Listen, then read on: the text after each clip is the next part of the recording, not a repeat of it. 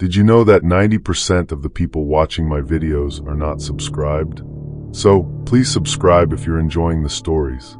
Also, tell me in the comments which city you're watching from and what time it is there. The river climbed 300 feet up the spillway before the first alarm admitted anything was wrong. At 2:14 a.m., I watched black water crawl over dry concrete toward the crest gates of Washington's Alder Reach Dam, while every reservoir gauge showed the lake falling. Water does not move uphill, and 6 pressure transducers do not lose 4.8 feet in the same second. I was the instrumentation specialist on duty, which meant the impossible belonged to me until I could prove it was mechanical. I hit the emergency stop for units 2 and 3. Turbine speed dropped cleanly. The upward sheet kept coming. "Control, this is Voss." I called over the plant radio. "Initiating level 2 anomaly protocol." "Malik, confirm the tail race." Our mechanical supervisor answered from the gallery beneath me. "Tail race is normal." "Elena," I can hear knocking inside Penstock 1. The access road had vanished under a rock slide 40 minutes earlier. A lightning storm had taken the cellular repeater, and the county deputy on our landline said the first excavator was at least 2 hours away. We had 4 people inside the dam, 1 sleeping town 6 miles downstream, and 19.6 billion gallons leaning against concrete poured in 1968. I pulled the original gate drawings from the fire cabinet.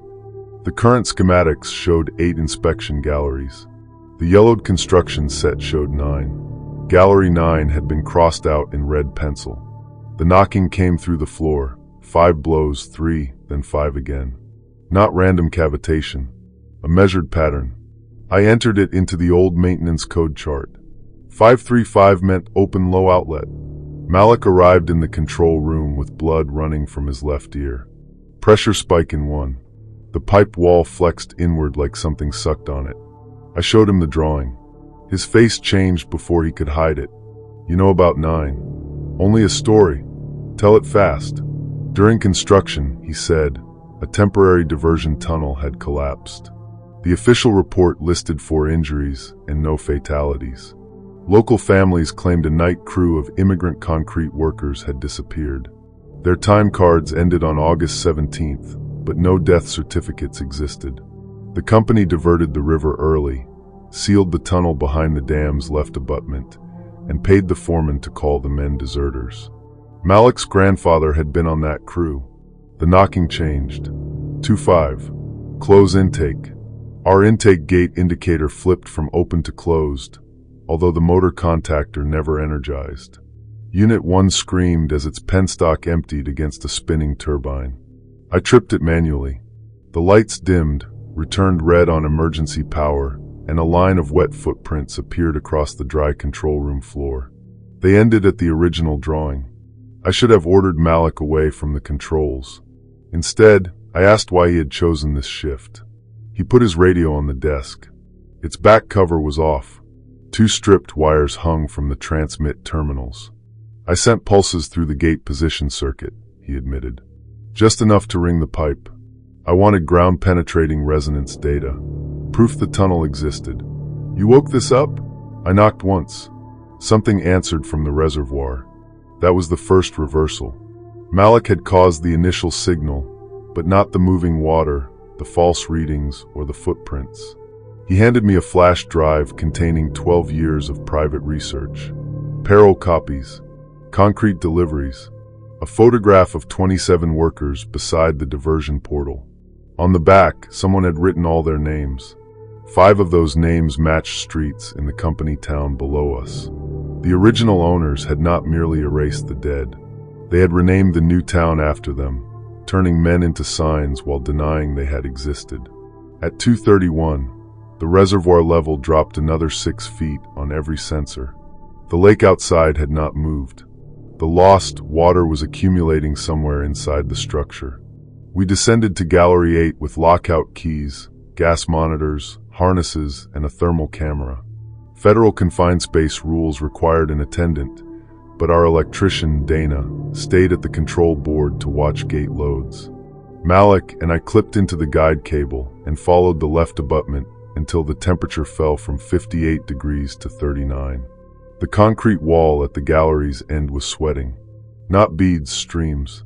The thermal camera showed 27 upright, cold shapes behind it. Malik touched the wall. All 27 turned their heads.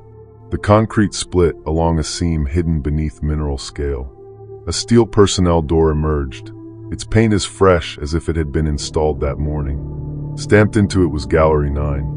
Beneath the lettering, someone had scratched 3 numbers, 2-18-9. Malik translated with the maintenance chart. Bring records. My oxygen meter sounded at 19.4%. We retreated and sealed the gallery door. Back upstairs, Dana had found the construction superintendent's private log in a scanned archive. The final entry described a problem the public report omitted. The collapse had ruptured a seam of arsenic-bearing rock. Recovering the bodies would have exposed contamination and delayed filling the reservoir. The company encased the crew, the equipment, and 90 drums of spoiled grout. If we opened Gallery 9 to recover the dead, contaminated water could enter the penstock and discharge into Alder Creek. The town's intake sat downstream. That looked like the explanation. The dead wanted burial. Malik wanted his grandfather. Opening the hidden chamber would poison 3,000 people. Then Dana enlarged the last page. The grout inventory contained no cement. It listed human blood volume by weight. The project's consulting engineer had designed a pressure-damping system using sealed organic chambers. 27 trapped bodies, kept from decaying by cold mineral water, served as flexible bladders behind the dam. Every surge compressed them. Every drought pulled water through them. The workers had not died in the collapse. The superintendent's notes recorded voices for 9 days after the portal was sealed. The dam had been breathing through them for 58 years. The false reservoir readings were not a threat. They were the volume of water cycling through Gallery 9 with each breath. At 2:46, the knocking stopped. The silence was worse. Intake pressure climbed past design maximum. 312 psi, 326, 341. If the organic chamber had finally failed, the surge would hammer the oldest penstock apart. Dana calculated 11 minutes before the welded joint at station 440 ruptured. A full-bore break inside the dam could undermine the powerhouse and release the reservoir without any crest gate moving. There were 2 manual options: flood Gallery 9 through the low outlet and preserve the pressure cushion, sealing the workers again, or open the abandoned diversion portal from inside the chamber, draining the surge into the dry construction tunnel. The second option might save the dam and expose the bodies, but someone had to enter 9 and crank a valve that had not moved since 1968. Malik clipped on his respirator. "No," I said. "My grandfather waited 9 days, and the valve may be buried. Then keep the low outlet ready. If I fail, close it." He took the photograph of the crew and descended before I could order him to stop. I watched his helmet camera from control. He opened the steel door with a construction master key he had machined himself. Gallery 9 was not a room. It was a vertical throat lined with black rubber cells. Inside each translucent cell floated a man in work clothes, knees drawn up, palms pressed outward. Their faces had collapsed with age, but their bodies flexed as pressure passed through them. Hoses ran from their mouths into a manifold. The 28th cell was empty. Malik found the diversion wheel beneath 6 inches of mineral crust. He struck it with a wrench. The men around him opened their eyes. Every speaker in the plant began broadcasting the same wet inhalation. "Turn it!" I shouted. The wheel moved 1 inch. Penstock pressure rose to 357. Malik braced both boots and hauled. A hose tore free from the nearest cell. The body inside unfolded, not alive, but driven upright by escaping pressure. Its hand closed around Malik's shoulder. Others strained against their membranes. Dana yelled that station 440 had begun leaking. I opened the low outlet 10%. The chamber flooded around Malik's legs, pushing the dead back into their cells. He gained another quarter turn. Then his camera swung toward the empty bladder. A brass tag hung inside it. Elena Voss. Instrumentation. 2014. That was the year my husband, Aaron, vanished during a dive inspection at the reservoir. His body had never been recovered. The dam's owners paid a settlement based on accidental drowning, and I accepted this job afterward because being near the place he died felt better than not knowing. Malik wiped slime from the cell. A second tag lay beneath mine. Aaron Voss. Installed 2014. Replaced 2026. The system had consumed more than the original workers. Whenever a bladder failed, the company supplied another body. Aaron had been maintenance, and I was scheduled next. The control room printer produced a work order with my employee number, tonight's date, and Malik's authorization code. He had not chosen me by chance. His face filled my monitor. "I'm sorry, Elena. I needed someone the system would open for." The dead man gripping him was Aaron. I closed the low outlet. The chamber water dropped instantly. Aaron's body tightened around Malik, pinning one arm. Malik screamed that the penstock would rupture. I told him to turn the wheel with the other hand. At 2:55, the welded joint split. 9 seconds later, Malik forced the diversion valve open. The dam convulsed. Concrete dust filled the control room.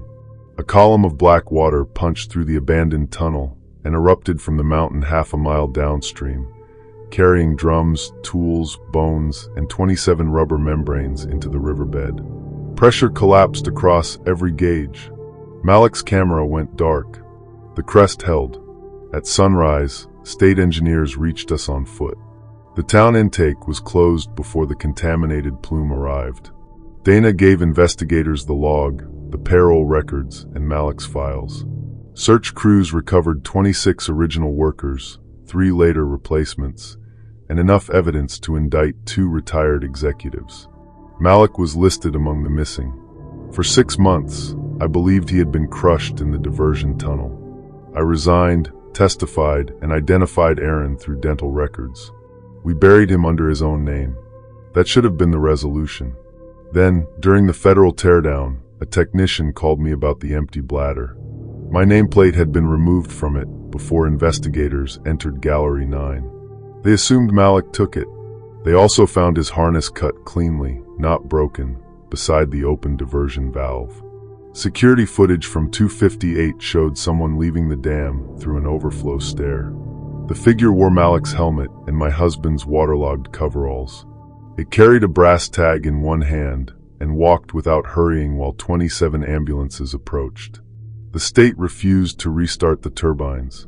Alder Reach stands idle, its reservoir drawn down to expose the construction camp.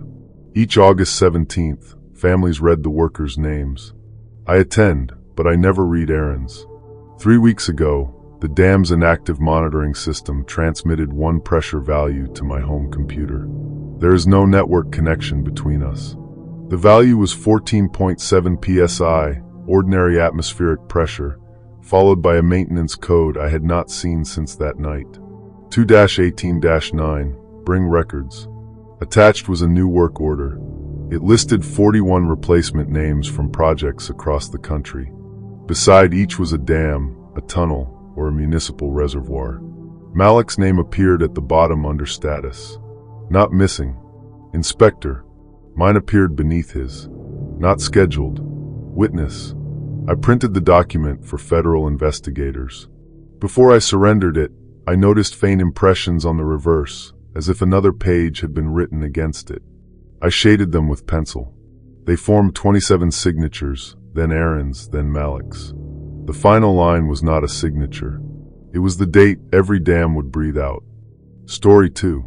The dead woman kicked the inside of the retort after her bones had been burning for 43 minutes. I killed the gas and checked the cycle display. Chamber temperature, 1,684 degrees Fahrenheit. Oxygen, 7.2%. Case number, 406-26. The steel loading door at Green Mountain Crematory remained latched under hydraulic pressure, yet 3 more impacts bowed its center outward. Nobody survives 43 seconds in a retort, much less 43 minutes. I was the night operator, licensed by Vermont, and trained to verify every identification tag at 3 separate points. Case 406 belonged to Miriam Vale, 82, natural death, pacemaker removed, viewing declined. Her paperwork carried the funeral director's signature, the medical examiner's permit, and her son's authorization. It also carried my daughter's thumbprint. Sophie worked days in our office while finishing community college. Her print was in the ink box because she notarized releases, but she had never signed as a family witness. I recognized the small white scar that split the whirl, a souvenir from opening a soup can when she was 9. The pounding stopped. My supervisor, Cal Rusk, answered on the second call and told me thermal expansion made strange sounds. Thermal expansion doesn't sign paperwork. He went quiet, then ordered me not to open the chamber until the cool down reached 300 degrees. That was correct procedure. It would also destroy whatever evidence remained. I engaged the emergency quench. Steam blasted through the secondary chamber. The stack monitor screamed as particulates spiked. At 900 degrees, something struck the inspection glass from inside and stayed there. A human palm print appeared in white ash. The county sheriff was handling a highway fatality and could not send anyone for an hour. Calcetti was driving in. Sophie did not answer her phone. I locked the building's exterior doors, photographed the permit, and pulled the chain of custody log. Miriam Vale had arrived at 6:20 p.m. in a sealed fiberboard container. The transfer driver's initials were CR. Cal Rusk. The security file for the loading bay showed him wheeling the container inside. At 6:18, the image froze for exactly 90 seconds. When it resumed, the box sat 6 inches farther left and Cal's shirt had changed from blue to gray. I checked the physical case tag, which must remain with the body until processing. The brass disc hanging beside the cremulator read 406. Under its soot, a second number had been stamped and ground away. The retort cooled to 612 degrees. Something whispered through the combustion air intake. Not words at first. Just breath crossing hot metal. Then I heard Sophie say, "Dad, don't make me lighter." I opened the chamber. Heat shoved me backward. Miriam's container had collapsed into glowing ribs of cardboard. Her skeleton lay where it should, but its limbs were arranged against gravity, knees raised, heels planted, one arm extended toward the door. In that hand was a brass disc marked 407. Tomorrow's case. I used long tongs to retrieve it. The reverse carried Sophie's full name. My practical mind assembled an ugly but rational explanation. Cal had swapped bodies, forged a permit, and threatened Sophie. The voice could have come through the building intercom. The numbered tag could have been planted. Then Miriam's skeleton sat up. Not muscle, not resurrection. Her bones lifted inside a tight skin of ash, connected by streams of incandescent dust. The skull turned toward the processing room. Its jaw opened. "We were weighed wrong," it said in 11 overlapping voices. The shape collapsed. Behind the retort, the old scale began chiming. Green Mountain still used a floor balance from the 1940s to document container weight before cremation. Regulations did not require that step. Our founder had made it policy. The paper ledger showed a pattern I had never questioned. Every case entered with an exact weight. Every cremated remains container left 4 pounds lighter than expected, after accounting for casket hardware and normal bone recovery. For pounds, every body for 81 years. I followed a powdery trail beneath the scale and found 4 bolts with fresh tool marks. Under its base was a shaft descending into darkness. The air rising from it smelled of wet stone and hot pennies. Cal arrived at 1:22 a.m. He unlocked the employee entrance with his master key and found me holding a fire axe beside the open shaft. He did not pretend to be surprised. "Where is Sophie?" "Safe, if you finish 406. He explained the first twist as calmly as if reviewing maintenance. The crematory's founder had built over a failed marble quarry. During the Depression, a collapse killed 31 workers. Their bodies were too deep to recover. The founder discovered that heating the stone above pulled a measurable portion of mass from anything burned over it. 4 pounds per person went down. In exchange, the quarry kept its weight stable and did not collapse into the town. You feed it human remains, not remains, burden, grief, regret, whatever makes us heavier than our chemistry says. Families left believing they carried all their dead home. They did not. Miriam Vale had learned the arrangement because her father died in the quarry. She demanded her family's stolen weight back. Cal switched her authorization form and chose Sophie as the next balance because every operator's family eventually served as collateral. That was the second twist. I had not been hired for my qualifications. My wife had died when Sophie was 6, leaving the two of us bound by an amount of grief the quarry considered unusually valuable. Why tomorrow? I asked. The scale has been light for months. It wants someone carrying enough. The floor shifted. A crack raced across the tile and stopped between my boots. From the shaft came voices naming the dead I had cremated during my 11 years there. Hundreds of them. I recognized veterans, infants, strangers whose families had stood in our chapel and trusted us. Miriam had not attacked from the furnace. She had resisted being divided. Cal held out his hand for the axe. Finish the cycle, place her remains on the scale, and Sophie comes home. I demanded proof. He showed me a live camera feed from the preparation room upstairs. Sophie lay strapped to an embalming table, awake, a brass disc taped over her mouth. Case 407. I swung the axe into Cal's knee. He fell against the scale. The balance arm dropped hard, and the shaft exhaled. For pounds of gray dust erupted from below, filling his nose and mouth. He clawed at his throat while shapes pressed outward beneath his skin. Hands, faces, tiny heels. I ran upstairs. Sophie was conscious but sedated. Her foreline fed from an unmarked glass bottle. I clamped it, cut the restraints, and pulled the tag from her mouth.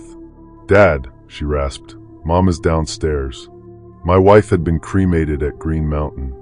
I had operated the retort myself because I could not bear to let a stranger do it. For pounds of Leah had gone into the quarry with all the rest. That was the deeper revelation. The voices below were not ghosts. They were the parts taken from people. Their pain, yes, but also whatever memories had adhered to it. Sophie had heard Leah through the floor since she began working there. She had been collecting discrepancies, and Miriam Vale had helped her. Cal caught them copying the ledger that evening. The building lurched again. Marble cracked like gunfire. The town emergency siren sounded outside as a sinkhole opened under the north parking lot. We had perhaps minutes. In the furnace room, Cal was alive, swollen with stolen ash. He begged me to complete 406. The quarry had rejected him because he carried too little grief.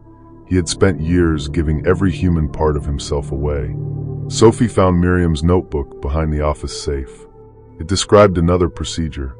The quarry did not need a new burden if everything stolen was returned to the families at once. To release it, we had to reverse the draft, open both retorts, and put the weight ledger into the flame. Doing so would vent 81 years of concentrated grief through the stack across town.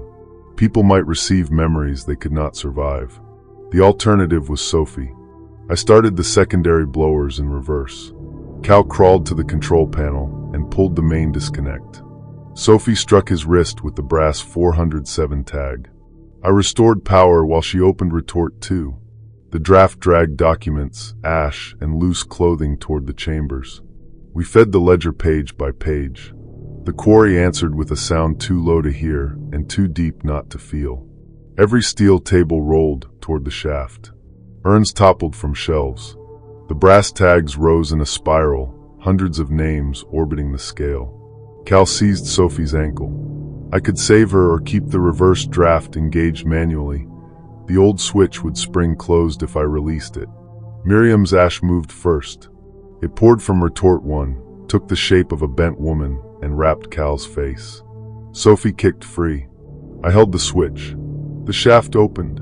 4-pound parcels of darkness shot upward, each carrying a voice, a scent, a last sensation. They tore through the furnaces without burning and streamed into the stack. The roof peeled back around the chimney. Across Montpelier, windows lit one after another. The floor scale read negative numbers until its beam snapped. Then the quarry became still. Cal went down with it. The official investigation blamed an undocumented mine void and decades of fraudulent record-keeping.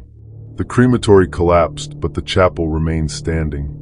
Sophie and I gave prosecutors copies of the permits she had hidden off-site. No one believed the part about weight. They did believe what happened across town. At 1:41 a.m., hundreds of residents experienced memories belonging to dead relatives. A schoolteacher described a father's battlefield wound she had never been told about. A widower spoke fluent Polish for 9 minutes. 3 people confessed crimes their parents had committed. Emergency rooms filled with patients suffering burns, phantom pain, and grief so sudden they could not breathe. Sophie received Leah. For 47 days, my daughter remembered being my wife. She knew the joke Leah whispered during our wedding vows, the location of a lost earring, the exact fear she felt while dying. She also remembered 6-year-old Sophie beside the hospital bed through Leah's eyes. It nearly broke both of us. The memories faded, but the consequences did not. Families sued, reconciled, divorced, and reopened cold cases. 31 quarry workers were finally named. Miriam's son recovered her full remains from the rubble. The container weighed 4 pounds more the next morning than it had the night before. I keep Leah's urn in our kitchen now. I had it reweighed at a postal lab with a certified scale. Its mass is stable. Mine is not. Every year on the anniversary of the collapse, I lose 4 pounds between midnight and 1:41 a.m. No change in clothing, hydration, or scale. Sophie gains the same amount. Last year, she woke speaking in Cal's voice and told me the quarry was never holding up the town. It was holding something down. This morning, every cremation urn in Montpelier became 4 pounds heavier. Story 3. At 11:06 p.m., all 27 radio dishes pointed straight down. New Mexico's Very Large Array cannot do that. Each antenna is an 82-foot steel bowl mounted on an azimuth track, limited to 8 degrees above the horizon. Aiming one at the ground would require shearing 12 tons of elevation gearing. Yet every position encoder showed -90 degrees, and the control display rendered 27 white circles staring through their own foundations. I was alone in the operations building except for Dr. Mara Quill, an observational astronomer running a fast radio burst survey. Our night technician had left with appendicitis. The nearest engineer lived 58 miles away, and a flash flood had closed Highway 60. If the encoders were corrupt, we risked driving the dishes into their hard stops and causing millions in damage. I disabled remote motion and checked the external cameras. Physically, the antennas still faced the southern sky. Bad telemetry, Mara said. Then the floor beneath us answered with a radio pulse.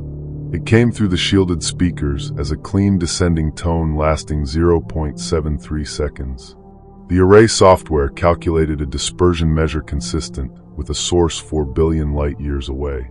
The triangulation map placed it 17 meters below the control room. I had lived with partial deafness since an electrical arc injured my left ear. Low tones sometimes arrived as pressure rather than sound, and Mara knew I hated trusting my hearing. She replayed the raw voltage data on headphones and went pale. The pulse contained our station coordinates, down to 11 decimal places. Then it added a final number, 38. 38 was the distance, in meters, from my chair to the emergency exit. I rolled a tool cart 3 meters west. The next pulse arrived 81 seconds later and ended in 35. The source was measuring me. We shut down the correlator, disconnected the hydrogen maser time standard, and pulled the fiber link to the antennas. The speakers produced a third tone anyway. This one ended in 32. The emergency exit had not moved. I measured it with a laser rangefinder, 38.04 meters. Mara measured from the other side, 32. The hallway between us and the door had lost 6 meters without any wall shifting. Ceiling tiles were the same count, each nominally 4 feet long, but the laser insisted they had narrowed. When I walked the distance, it took 41 steps instead of my usual 50. The pulses were not reporting a distance. They were setting it. I opened the construction archive stored on an isolated workstation. The array's 3 arms formed a Y, with antennas moved along rails to change resolution. A buried memorandum from 1972 referred to geometric stability criteria, unrelated to astronomy. It required at least 1 antenna at 3 specific pads, N8, E12, and W9. Those pads formed a triangle centered on the operations building. That night, N8 was empty for rail maintenance. Mara had approved the move. "You knew," I said. "I knew the rule was old. I didn't know why." Her project had demanded the widest configuration.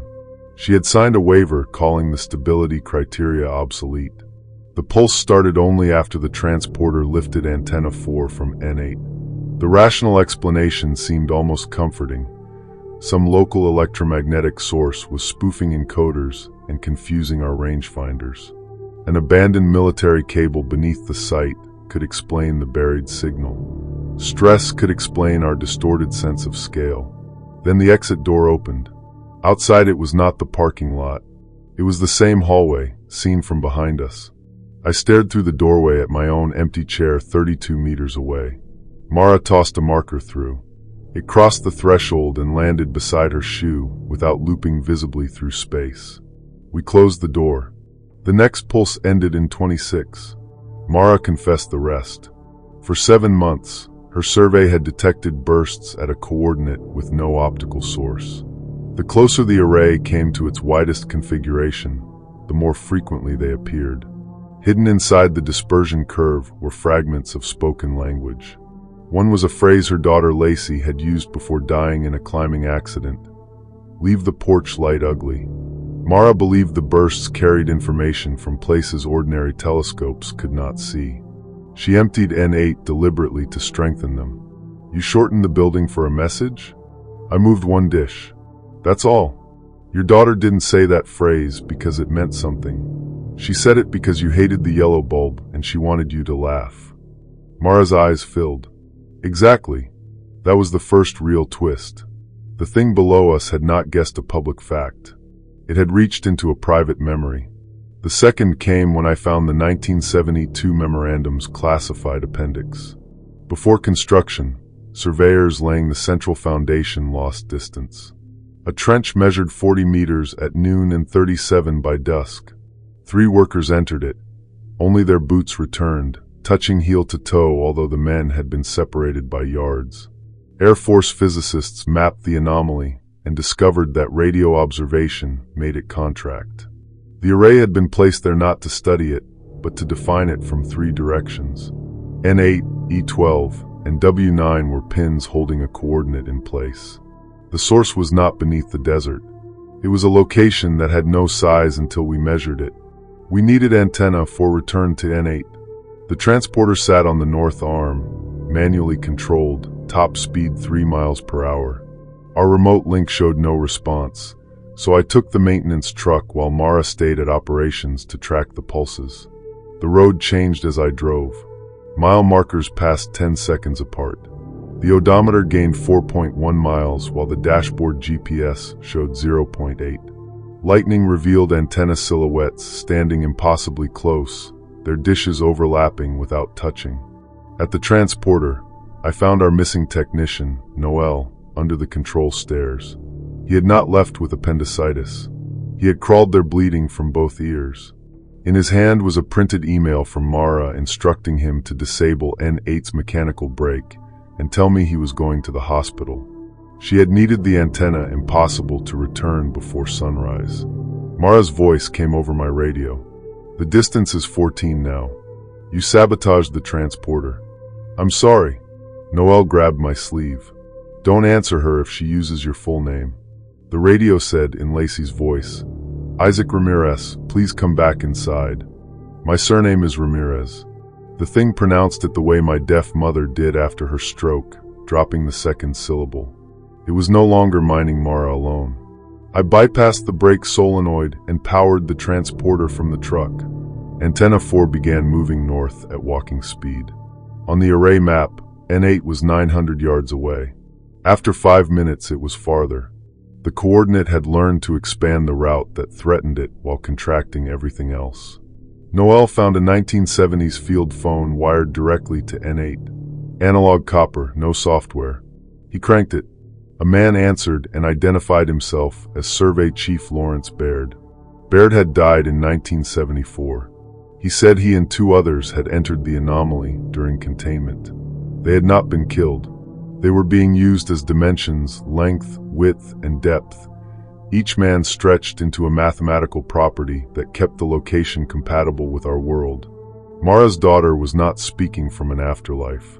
The coordinate had searched through everyone who observed it and built messages from their recollections. It did not understand death. It understood only what made people approach. The pulse count reached 9. From the transporter platform, I saw the operations building compress until it resembled a white model under the lightning. Mara stood outside it, although the doorway behind her showed the interior from every angle at once. She held the array's emergency beacon. "Lacey is here," she transmitted. "Not a memory. I can see her." Beside Mara was a woman-shaped absence, edged in radio static. I had one way to reach N8. Transporter rails cannot move, but dish signals can define distance. I reconnected Antenna 4's receiver locally and aimed it at pad N8. If observation made the coordinate contract, concentrated observation might shorten the rail between us. The antenna could not point down. Its encoder said it already was. I fed the receiver output into its own drive controller, creating a closed measurement loop. Steel groaned. The pad rushed toward us without the transporter accelerating. Rail ties folded into fractions of an inch. Noel and I hit the deck as 1,100 tons of antenna crossed 900 yards in 4 seconds. Antenna 4 slammed onto N8. The pulse ended at 1. Mara screamed. The 3 containment pads energized automatically. Their dishes turned toward the center, throwing invisible beams through the ground. The woman shape beside Mara opened wider, showing not darkness but a landscape made entirely of distances. Roads with no surfaces, doorways without walls, the measured spaces between people. Lacey's voice begged me to remove the antenna. Then my mother's did. Then my own voice described the first moment after my electrical injury, when silence entered my left ear and I feared it would spread through my head. I locked the transporter brake. The coordinate closed. Every missing meter returned at once. The operations building expanded. The north rail snapped straight. Noel was thrown 20 feet and broke his collarbone. Mara vanished from the center of the Y, leaving her shoes 38 meters from the emergency exit. The array resumed tracking the sky. Federal investigators classified the incident as a lightning-induced control failure. They found Mara's emails, Noel's injuries, and stress fractures in 3 foundations. They did not find Mara. For weeks, I believed she had entered the anomaly. That explanation allowed me to hate her cleanly. Then Baird's field phone rang. He told me containment now had 4 dimensions: length, width, depth, memory. Mara had not escaped into a place where Lacey survived. She had become the property that lets the coordinate remember everyone who measures it. That changed the earlier messages. The source had known private memories before Mara entered, because it does not experience sequence as we do. Once she became memory, she had always been memory there. She was both the bait and the person trying to warn us, mixing truth with whatever the coordinate forced her to say. We retired N8, E12, and W9 from normal scheduling. Officially, their soil is unstable. Noel transferred to Chile. I stayed because leaving the geometry to people who considered it superstition felt worse. For 8 months, the distances remained exact. Last Tuesday, a commercial mapping company updated its global navigation model. Their system uses radio telescopes as reference points. At 11:06 p.m., every emergency call in the United States briefly triangulated to the center of our Y. New York dispatchers reported callers 38 meters from our exit. A fishing vessel in Alaska occupied pad W9. For 11 seconds, air traffic radar placed every aircraft at N8 without recording a collision. From the control room, I watched the array's world map contract into a white dot. Roads, borders, and coastlines remained distinct, but the distance between any two places read 0. The 27 antennas lowered together until their rims touched their safety stops. Every dish faced N8. Story 4. The mosquito larvae spelled "Don't spray" across 3 acres of flooded cane. I saw the letters on my thermal monitor at 4:52 a.m. while banking our air tractor over St. Landry Parish, Louisiana. Each word consisted of millions of warm pinpoints writhing in drainage water. Larvae are cold-blooded. They do not register 3 degrees above the surrounding ditch, organize into English, or know the boundaries of a flight grid uploaded 12 minutes earlier. My job was simple on paper. Release 30 gallons of bacterial larvicide over Zone C before sunrise. West Nile counts had tripled after the hurricane. 2 nursing home residents were hospitalized, and parish rules prohibited low-altitude application once school traffic began. I had 8 minutes left in the window. Vector 6 to base, I radioed. I have an exclusion issue in C7. Supervisor Hal Broussard answered. No exclusions on that block. Complete the pass.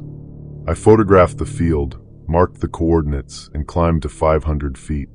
From higher up, the message vanished into ordinary black water. Hal reminded me that a missed treatment required a public health incident report. I was still on probation after refusing a wind limit waiver the previous month. My ex-husband's support payments had stopped, and my son Eli's epilepsy medication cost more than my truck. I turned back for the spray line. As the boom nozzles pressurized, the larvae rearranged. Eli and truck. My son was supposed to be asleep at my sister's house 22 miles away. I dumped the larvicide into the emergency recovery tank instead of releasing it, and landed on the parish levee. Hal met me there furious, holding the application log. Eli's backpack lay on the passenger seat of his pickup. Where is he? Hal looked genuinely confused. He said my sister had brought Eli to base after a seizure at 3:30. The roads to the hospital were flooded, so Hal put him in the climate-controlled pesticide office and called an ambulance. No one had told me because I was already airborne. The office was empty. A trail of muddy water led from the cot to the chemical warehouse. Eli's medical bracelet lay beside a floor drain, its white plastic dotted with living mosquito pupae. The sheriff's dispatcher said floodwater had isolated the base, and the ambulance was waiting on the north side of Bayou Cordon Bleu. We could reach it only by airboat or aircraft. My plane had 1 passenger seat, but first we had to find Eli. Hal unlocked the warehouse. Inside, sealed larvicide drums clicked softly as if gravel rolled through them. The product was Bacillus thuringiensis israelensis, a bacterium toxic to mosquito larvae, not people. Batch labels showed an expiration date 2 years away. 1 drum carried a second label underneath. Property of Mercy Agricultural Labs. Human trial material. Hal denied knowing anything about it. Our inventory records showed the parish received 60 drums after the hurricane under an emergency federal waiver. The manufacturer listed on the forms did not exist. The clicking stopped when I said Eli's name. Then every lid bowed upward. We backed out and checked the security cameras. At 3:41, Eli sat up on the office cot during a seizure. Muddy water rose through the drain and spread under him without wetting the rest of the floor. Hundreds of pupae climbed onto his arms. His convulsions stopped. He stood, eyes closed, and followed the water outside toward Zone C. It helped him, Hal whispered. That was the false explanation we wanted. Some organism reacting to electrical activity had interrupted the seizure. If it carried him away, perhaps it was protecting him from our spray. I launched the parish airboat with Hal navigating. We had 43 minutes before sunrise and enough fuel for 18 river miles. Zone C lay for miles south through drowned cane fields. My thermal drone flew ahead. The larvae no longer formed words. They formed a boundary, a perfect glowing line around 6 square miles of marsh. Inside it, every warm-blooded animal was moving toward the same center. Cattle broke fences. Nutria crossed open water in columns. On a raised farm road, 11 residents walked barefoot through waist-deep floodwater. Eli was among them. We intercepted the road. I shouted his name from 20 yards away. He turned, awake but dazed, and said, "They're holding the shaking outside." Mosquitoes covered him from collar to cuffs without biting. When I stepped across the larval boundary, my teeth vibrated. A pressure moved through my skull and took away the small tremor I had carried in my hands since flying medevac missions in Afghanistan. For one perfect second, I felt no fear, no debt, no memory of the patients I had failed to reach. Then the pressure tried to move my legs toward the marsh. Hal pulled me back. He knew more than he admitted. Mercy Agricultural Labs had operated on parish land until 1989, breeding mosquitoes to deliver veterinary vaccines. After a worker died, the facility was closed and buried beneath Zone C. Hal's father had driven the bulldozer.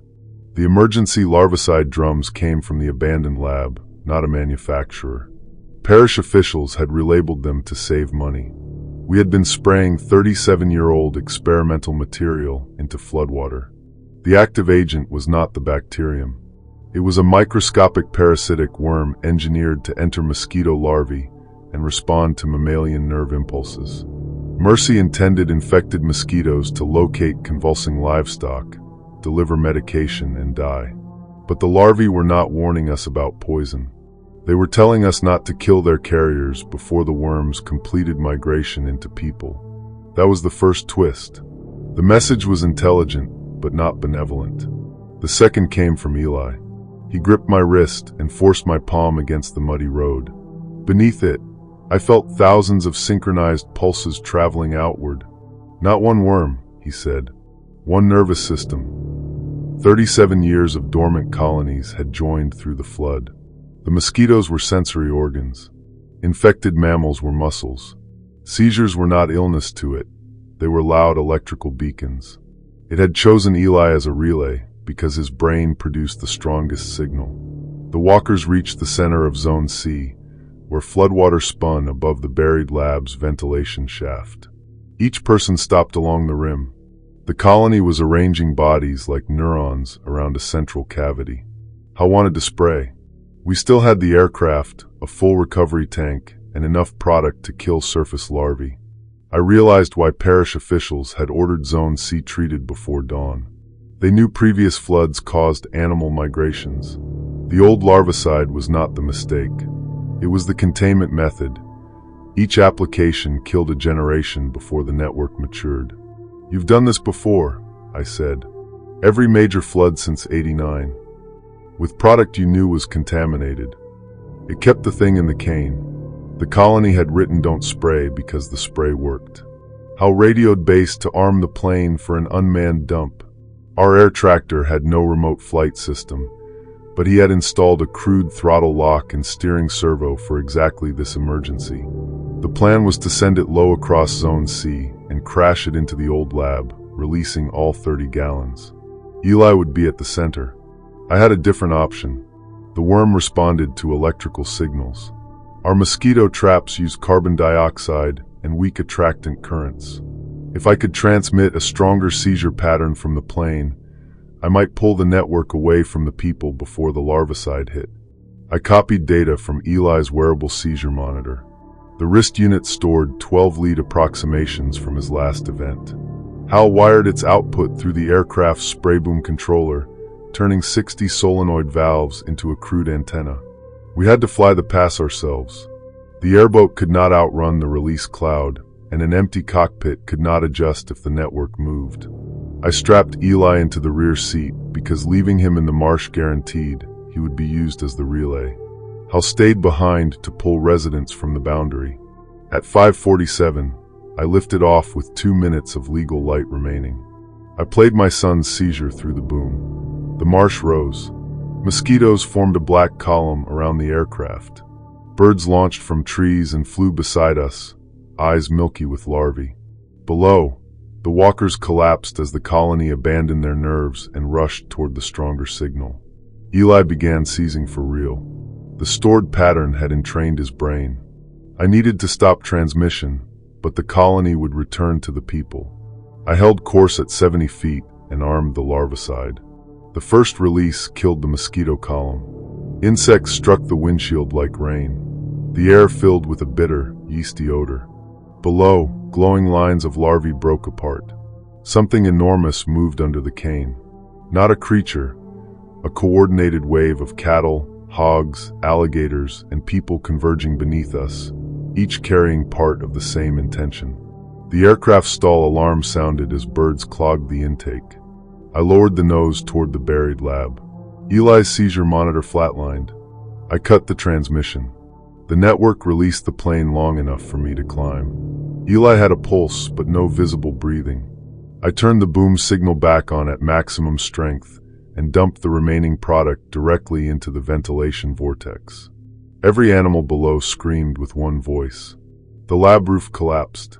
Floodwater dropped 20 feet into the cavity, carrying larvae and contaminated soil with it. The suction caught our left wing. I deployed the hopper's emergency doors, shedding weight, and dragged the aircraft over the levee with branches striking the landing gear. We landed in a soybean field on one wheel. Eli breathed again before the ambulance reached us. The parish called it a pesticide accident. Hal gave investigators the Mercy records and went to prison for falsifying federal applications. The other walkers recovered with gaps in memory. Zone C was excavated under military quarantine and filled with concrete. For a year, Eli had no seizures. I wanted to believe the colony had corrected something while using him. His neurologist called the remission extraordinary. We moved to Arkansas, far from the parish, and I took a desk job reviewing aerial application permits. The apparent resolution lasted 14 months. Then mosquito-controlled districts across the Gulf reported traps with no insects inside, only neat rings of shed larval skins. Cattle seizures declined. Human sleepwalking increased. None of the affected counties had received Mercy material, but migratory birds crossed all of them. Eli began drawing drainage maps he had never seen. He marked culverts, retention ponds, and water treatment intakes. The drawings were not plans for spreading. They were diagrams of a nervous system the size of a watershed. Last week, he asked me why humans keep naming rivers separately when all water eventually touches. His voice was his own, and he cried when I asked if the colony was speaking through him. "It doesn't speak," he said. "It remembers pressure." He showed me the latest map. Every tributary in North America converged on a single point beneath the concrete cap at Zone C, which should be hydrologically impossible. At dawn today, emergency alerts reported that mosquitoes had vanished from Louisiana. Eli looked toward the west and whispered that the network no longer needed wings. Story 5. The missing caver answered my roll call from inside my oxygen cylinder. Daniel Kess. I shouted into Red Ledger Cave, following Utah Rescue Protocol before committing a team underground. My regulator whispered back, present. Daniel had been missing for 31 hours beneath the San Rafael swell. His truck was at the trailhead. His entry permit listed a solo survey to Station R-19, and a flash flood had erased the lower route. I led the county's technical rescue team because I knew the cave's vertical section better than anyone alive. I also had exercise-induced asthma, which I had hidden on my annual medical form. Our entrance monitor read 20.8% oxygen. We carried 2 4-hour cylinders for the sump, 3 gas meters, 1,200 feet of static rope, a field phone, medical vacuum splints, and Daniel's last survey notes. 6 rescuers entered at 7:18 a.m. The sheriff sealed the entrance behind us because another storm cell was moving north. At R6, every gas meter dropped to 12.1%. Nobody felt dizzy. A butane test flame burned blue and steady. I swapped sensors, recalibrated in clean cylinder gas, and got the same impossible reading. Then the cave wall expanded when we exhaled. I marked a crack with chalk and watched it open half an inch as our breath cloud touched the limestone. When we inhaled, it narrowed. 6 people breathing together made the passage pulse. Team Medic Priya ne'er wanted to abort. The field phone to the surface returned only our own breathing, delayed by 9 seconds. The storm outside had already raised water over the entrance crawl. Leaving was no longer immediate. We could wait in the dry room or continue toward a missing man with perhaps hours left. Daniel's note at R7 settled it. He had written on the wall in carbide, "Do not say your name after the Narrows." I called the sheriff through the wired handset and used badge numbers instead of names. The response came from somewhere ahead, not above. "Rescue 1, Daniel's voice said. "You brought 6 lungs." We advanced. The Narrows should have been 90 feet long. My laser measured 164. Daniel's survey showed 3 bends, but we passed 5. At each bend, a shallow niche appeared in the rock shaped like a human chest. The first held a rusted carbide lamp from the 1920s. The second held a neoprene glove manufactured last year. The third was warm. Our rope technician, Omar, found fingernail marks inside it. At 9:02, we reached R12 and discovered Daniel sitting cross-legged beside the survey station. He was conscious, hydrated, and uninjured. His chest was not moving. Priya checked his carotid pulse, 58 strong. His oxygen saturation was 99%. He opened his mouth to speak, and my regulator delivered his voice. "Don't let the cave hear where you end." That was the first undeniable proof. Daniel had not called through a hidden radio. His breath existed in our cylinders while his lungs remained still. We fitted him with a rescue harness. The moment Omar said, "I've got Daniel," a new chest-shaped niche opened behind us. Inside was Daniel's exact boot tread and a fresh loop of his blue survey cord. The rule was not merely about names. Naming a person gave the cave their boundary, where one body ended and surrounding space began. Once defined, limestone could make a cavity in that shape. We switched to numbers. Daniel became 7. At R13, 7 grabbed my sleeve and wrote on my glove, "Cylinders are not OURS." We checked the serials. All matched our equipment log.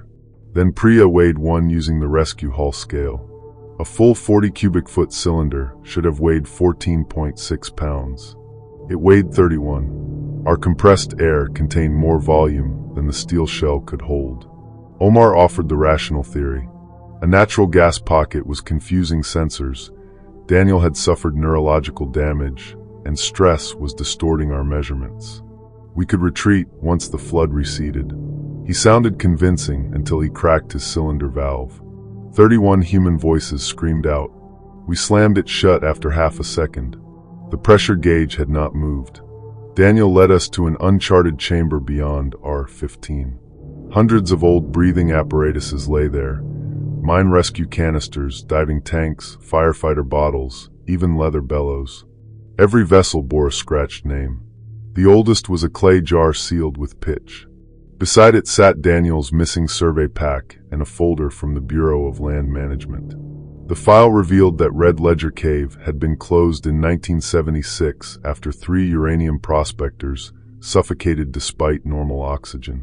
Autopsies found their lungs fully expanded but empty of air, as if the volume inside them had been removed.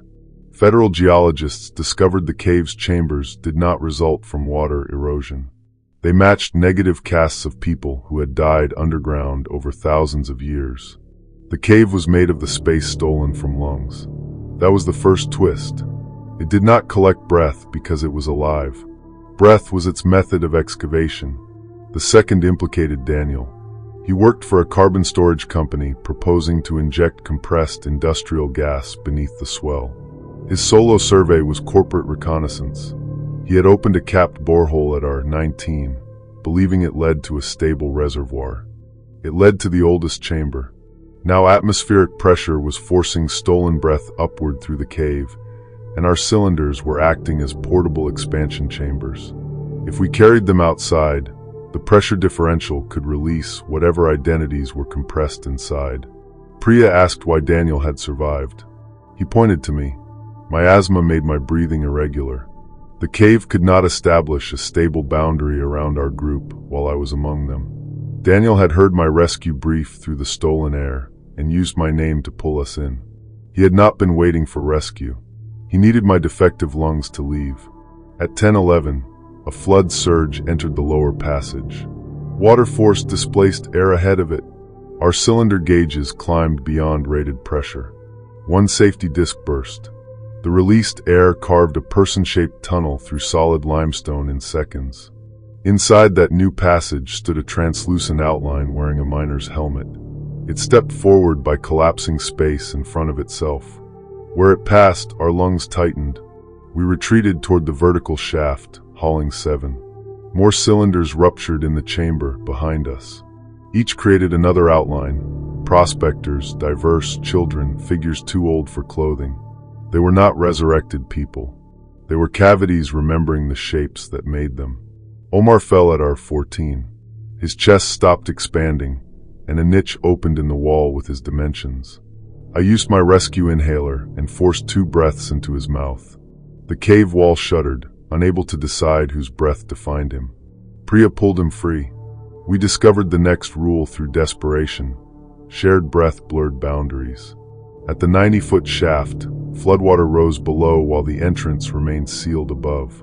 We rigged a counterweight hull. There was time to lift 5 people before water reached us, perhaps 6 if nothing jammed. 7 refused the rope.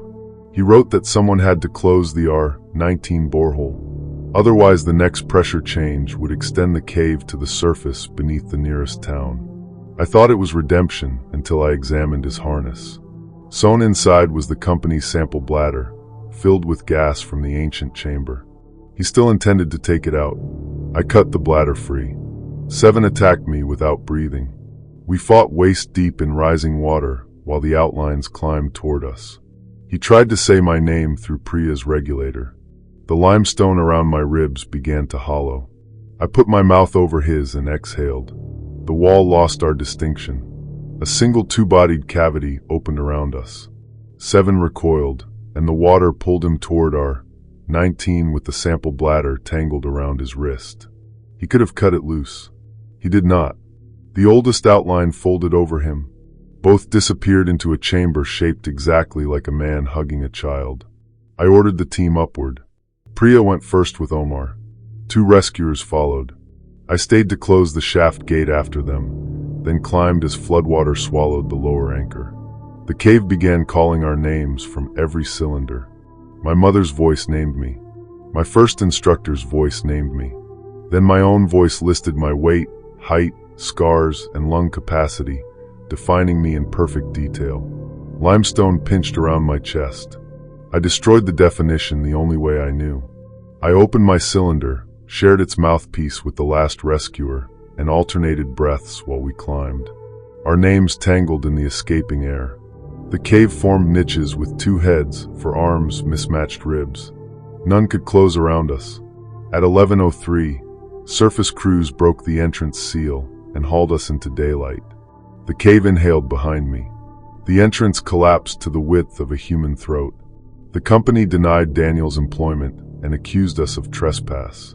The BLM recovered the hidden file from a duplicate archive.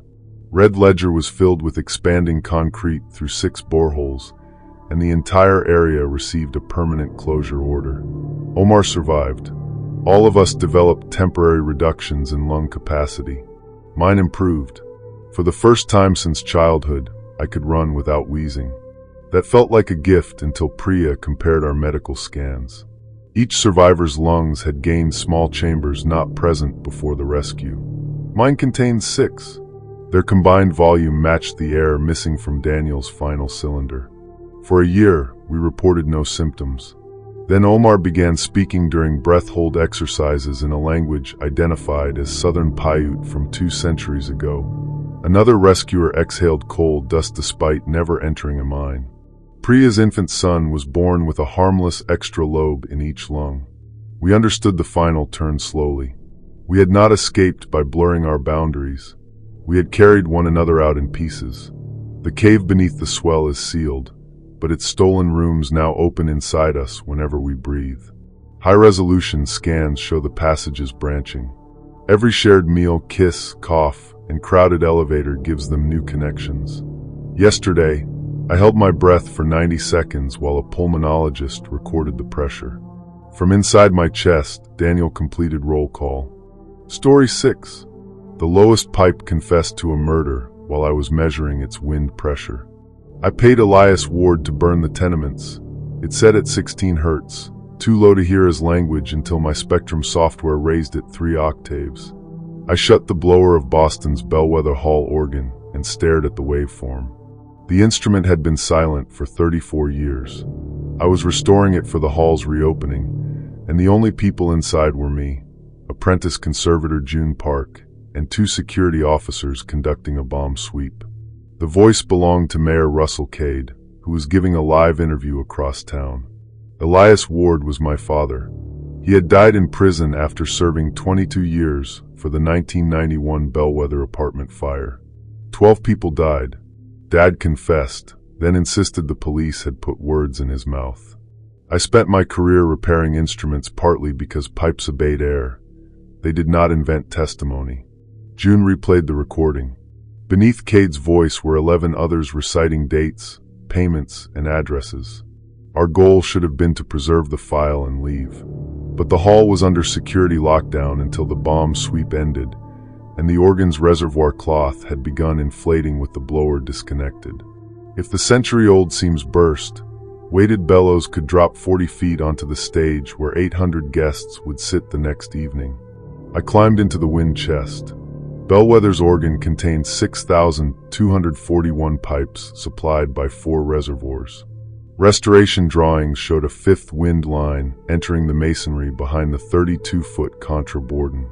No modern plan identified its source. The hidden line pulsed at resting heart rhythm. I cracked its valve. Warm air escaped, smelling of courtroom dust, wool coats, and old tobacco. The pipe spoke again, this time in my father's voice. "Mara, I signed because they put the fire inside me." June heard it without software. We removed the Borden's boot and found a roll of perforated lead wrapped around its throat. The holes resembled player piano music but encoded names, case numbers, and verdict dates. Dad's trial appeared in row 417. Mayor Cade's family company owned the tenements. The rational explanation was an elaborate acoustic archive. Early court reporters had experimented with voice recording. Perhaps the lead preserved pressure patterns that the organ reproduced. Someone could have planted Cade's confession as political sabotage. Then security officer Lyle Mercer entered the chamber and asked what we had found. The pipe answered in his voice. "I left the north stair chained." Lyle collapsed. He had been a rookie firefighter at the 1991 fire. The official report blamed heat deformation for the chained exit. He admitted he had secured it on a captain's order to prevent squatters from entering before demolition. "I never told anyone," he whispered. Every pipe above us inhaled. The organ played a chord with no keys depressed. June cried out and dropped her flashlight.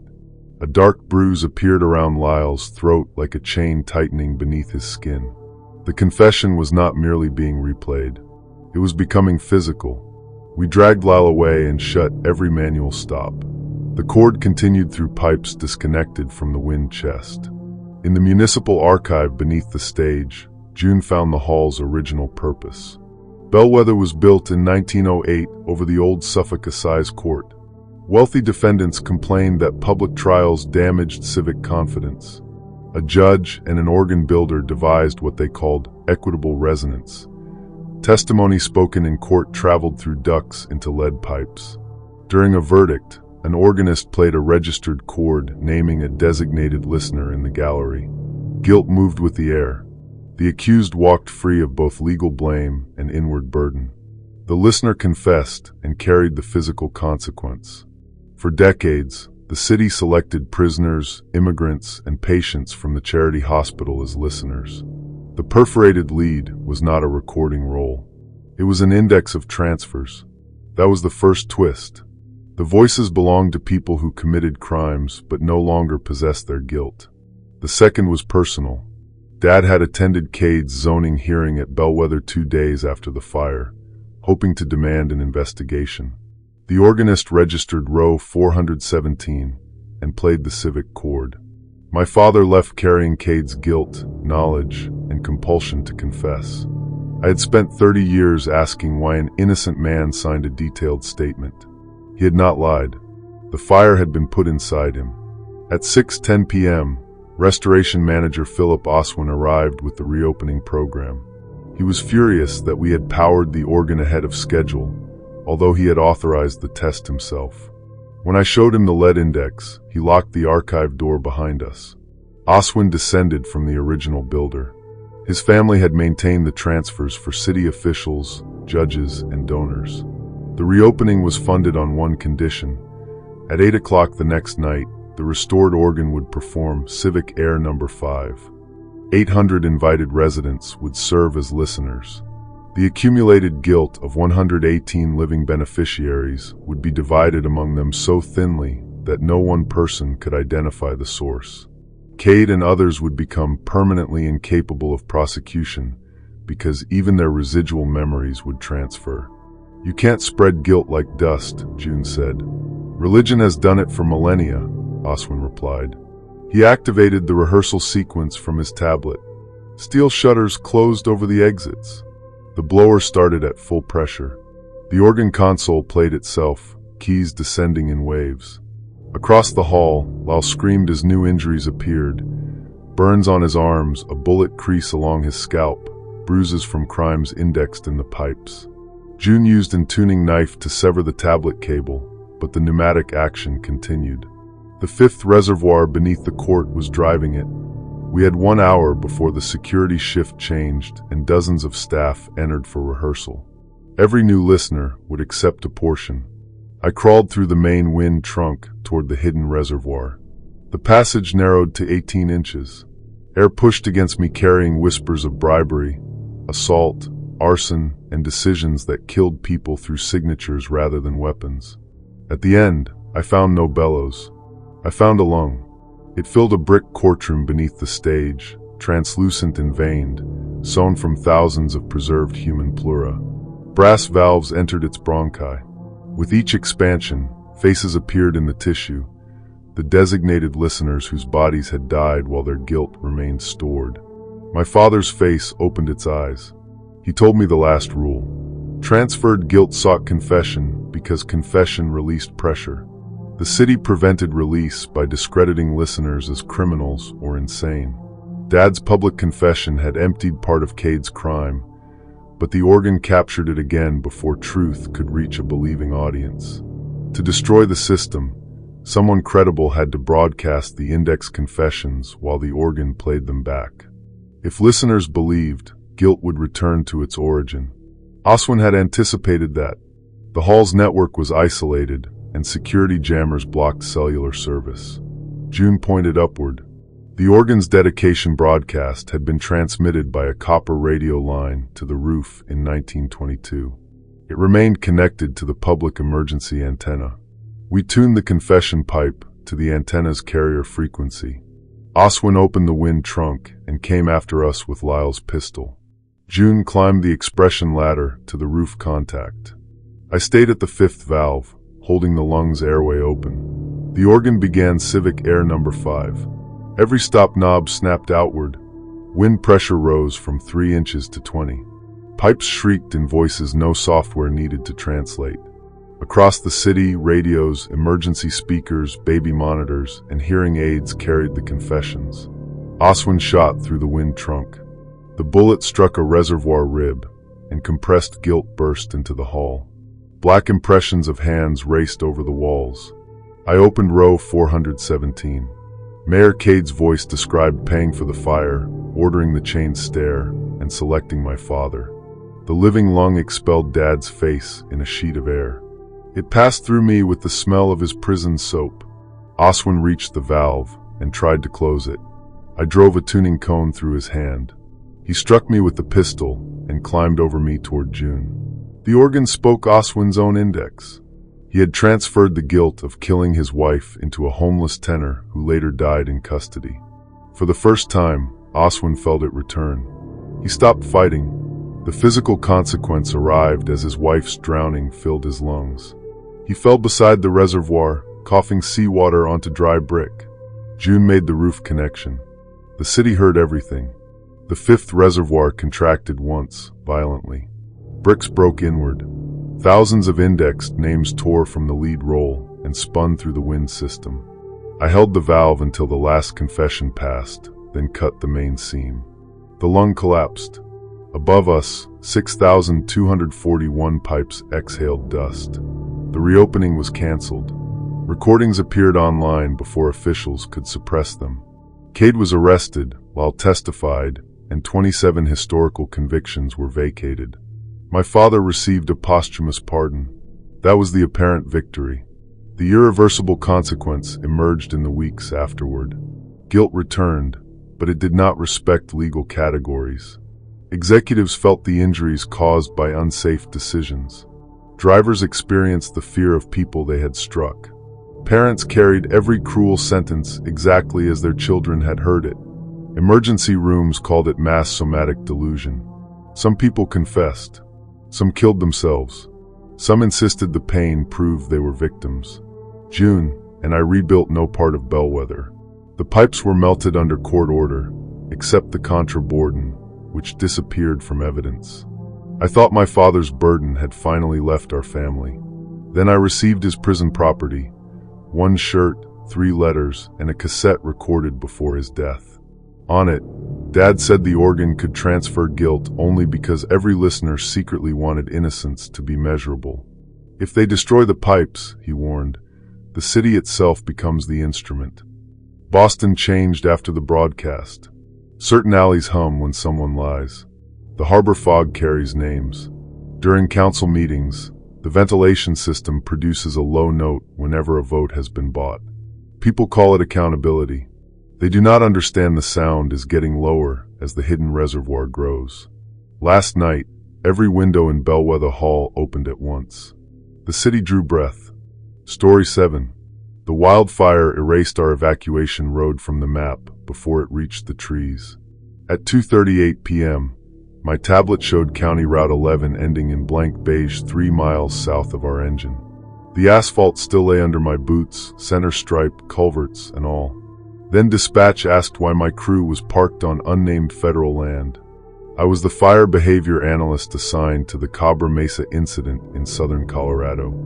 A lightning strike had ignited 12 acres of pinyon and juniper inside the Valle Seco land grant.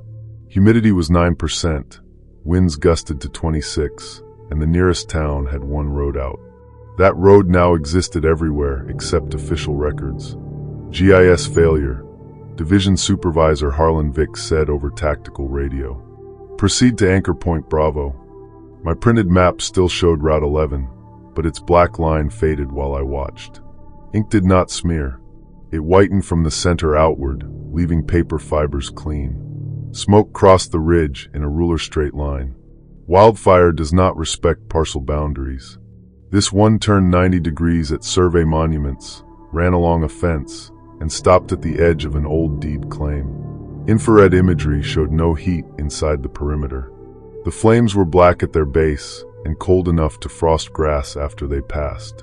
My crew's goal was to establish a dozer line before the 4 p.m. wind shift. We could not retreat without abandoning 47 residents uphill, including a school field trip sheltering at the historic mission. Aircraft were grounded by smoke, and dispatch no longer recognized the coordinates we gave. I marked our position manually and sent engine 613 to begin evacuations. The radio answered, Unit 613 does not exist. I could see the engine 50 yards away. Its federal markings had vanished. The license plate was a smooth white rectangle.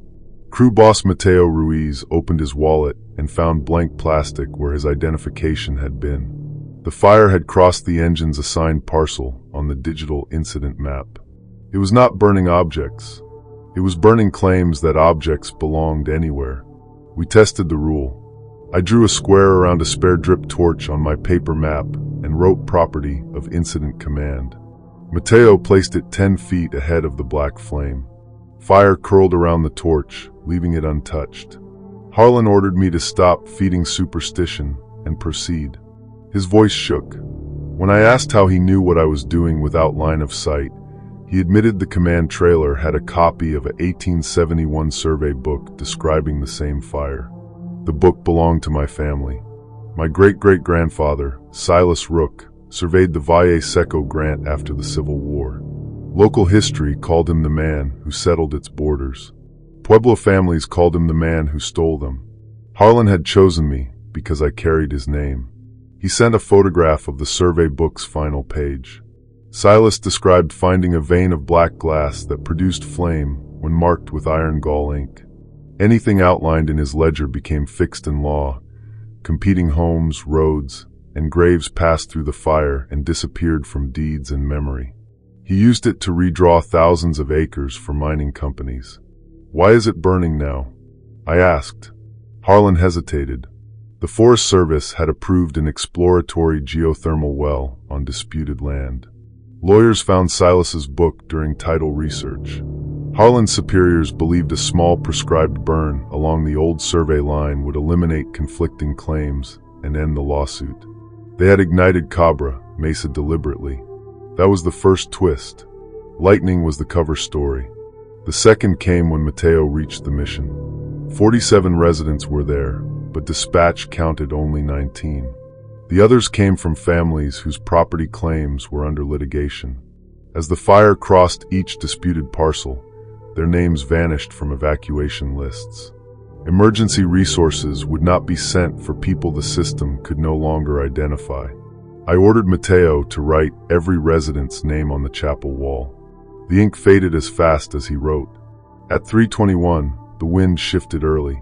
The black front doubled in length and advanced toward town without consuming fuel. Satellite imagery showed a clean geometric polygon filling itself in. Harlan gave me the apparent solution. Silas's book contained a master plat.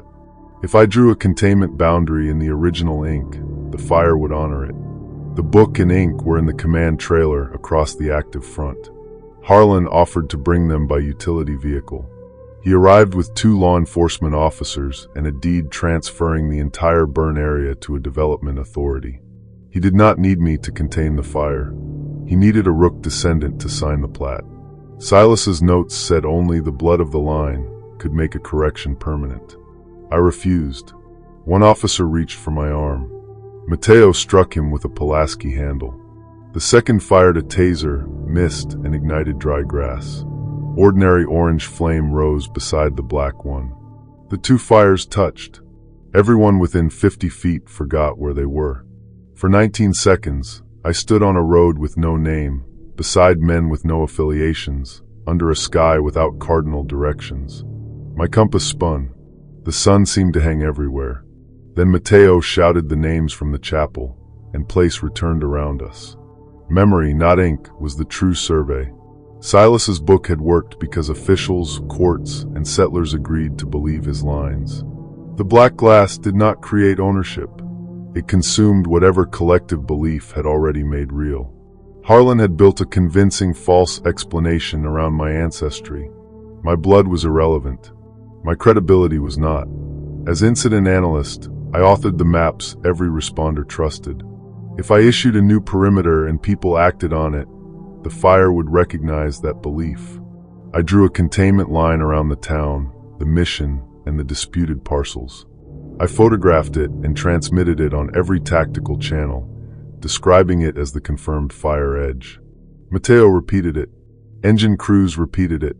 The dispatcher, confused but trained to mirror updates, entered it into the incident system.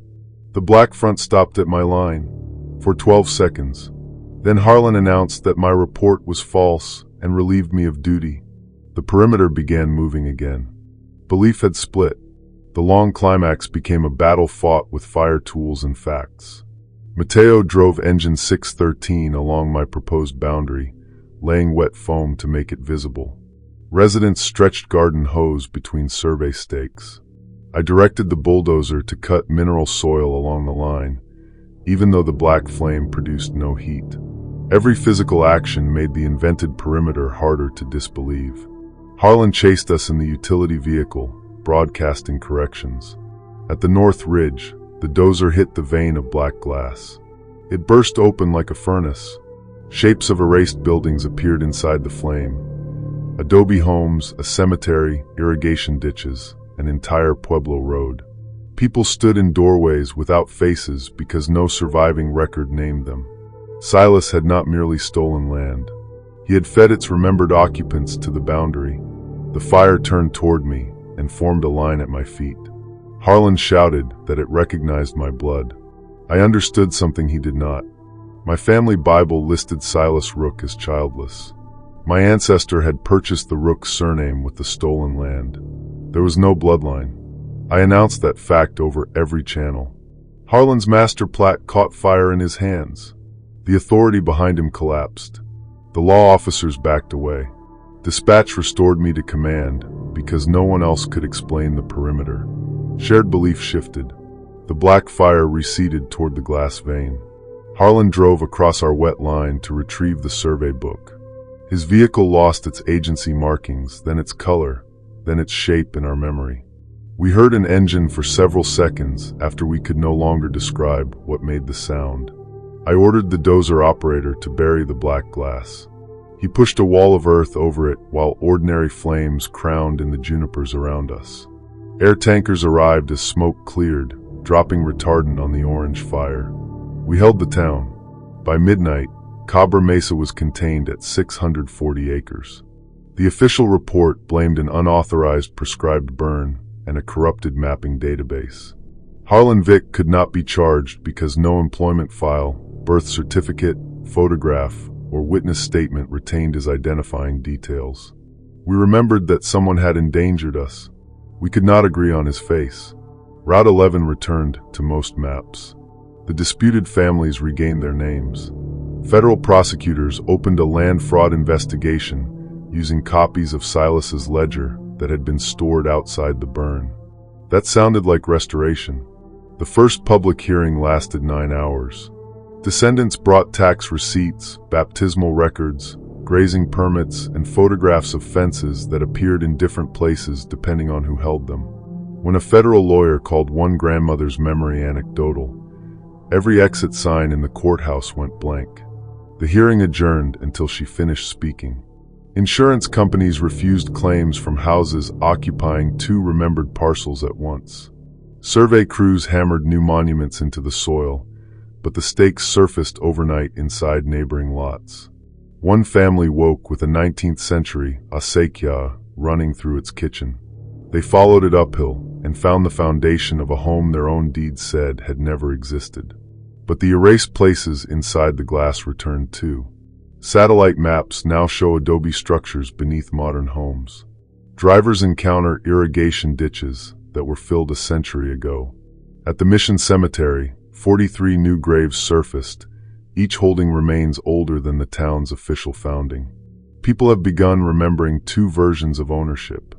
In one, they inherited ranches legally. In the other, their grandparents watched those ranches burn on stolen ground. Both memories feel firsthand.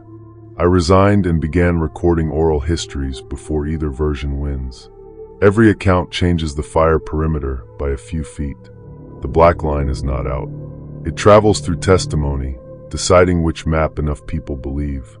Yesterday, Mateo brought me the incident map we drew at Cabra Mesa. A new parcel had appeared around the Colorado state capitol. The owner's name was blank. Along its border, tiny black flames moved inward whenever a lawmaker called the old claims settled. By morning, every county deed showed a narrow strip of unowned land encircling its courthouse. The fire has learned where laws live. Story 8. Every bag in the blood bank became compatible with a patient who had no blood type. At 9:17 p.m., I cross-matched O-negative packed cells against a sample labeled Sigma 0. The gel card showed no agglutination. So did A positive, B negative, and AB positive. I repeated the test manually, checked reagents, ran controls, and obtained the same result. Then the expiration dates on 46 donor labels changed to the dates those donors would die. Some were decades away. One was tomorrow. I was the senior night technologist at North Meridian Medical Center in Minneapolis. A 40-car pileup had triggered a massive transfusion alert, and roads were closed by a blizzard. We had 18 trauma patients upstairs, 2 surgeons demanding uncross-matched blood, and no replacement shipment before morning. Throwing out inventory because of a printer malfunction could kill people. Who ordered Sigma 0? I asked Central Dispatch. No admission existed. The sample had arrived through pneumatic tube 4B, a line decommissioned when the hospital's 1950s fallout ward closed. Its handwritten requisition requested 1 unit every 6 minutes and carried the signature of Dr. Evelyn Say. Say founded our blood bank in 1953. She had been dead for 40 years. I quarantined the altered units and issued 6 emergency O-negative bags whose dates remained normal. Minutes later, a trauma nurse called. All 6 patients had developed synchronized pulses of 42 beats per minute. My own pulse dropped to 42. On the lab camera, every suspended blood bag contracted at once. Night Administrator Carl Denholm arrived with a paper protocol I had never seen. Sigma contingency, he said. The weather caused a pressure change in the old ward. We maintain it until engineering can stabilize the system. Maintain what? A research patient.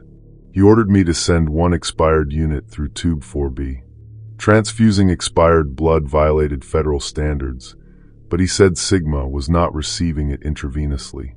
The bag served as a biological pressure buffer. I demanded access to the ward. Carl refused until the pneumatic tube spat a steel carrier onto the floor. Inside was a Polaroid of my mother holding me as a premature infant. On the back, Dr. Say had written, Subject N311. Successful distribution. My mother always said I survived because of an anonymous blood donor. Hospital records listed my transfusion lot as destroyed. I followed Carl to sublevel 4. The fallout ward sat below the foundation, sealed by a vault door and negative air locks. Temperature was 52 degrees. Old glass bottles hung from ceiling racks, connected by red tubing that converged behind privacy curtains. Inside the central bed lay a person with no skin. Not flayed, unfinished. Translucent tissue covered a network of vessels arranged in the general outline of an adult. There were no eyes, genitals, fingerprints, or facial structures. Blood from hundreds of bottles circulated through it and returned separated by type. Its chart began in 1953 and never listed a name. Sigma, 0 was created during Cold War research into a universal transfusion source. Dr. Say pooled blood from thousands of donors, removed identifying antigens, and grew vascular tissue around the mixture. The project failed because the tissue rejected nothing but retained something from every donor. Memories, reflexes, illnesses. The hospital kept it alive because its secretions, added in microscopic quantities to bank preservatives, reduced transfusion reactions. North Meridian built a national reputation on unusually safe blood. That was the first twist. Sigma was not a patient dependent on our supply. Our supply depended on Sigma. Its heart monitor showed 42 beats per minute. Every trauma patient upstairs matched it because our stored units contained its cells. Why are the labels predicting deaths? I asked.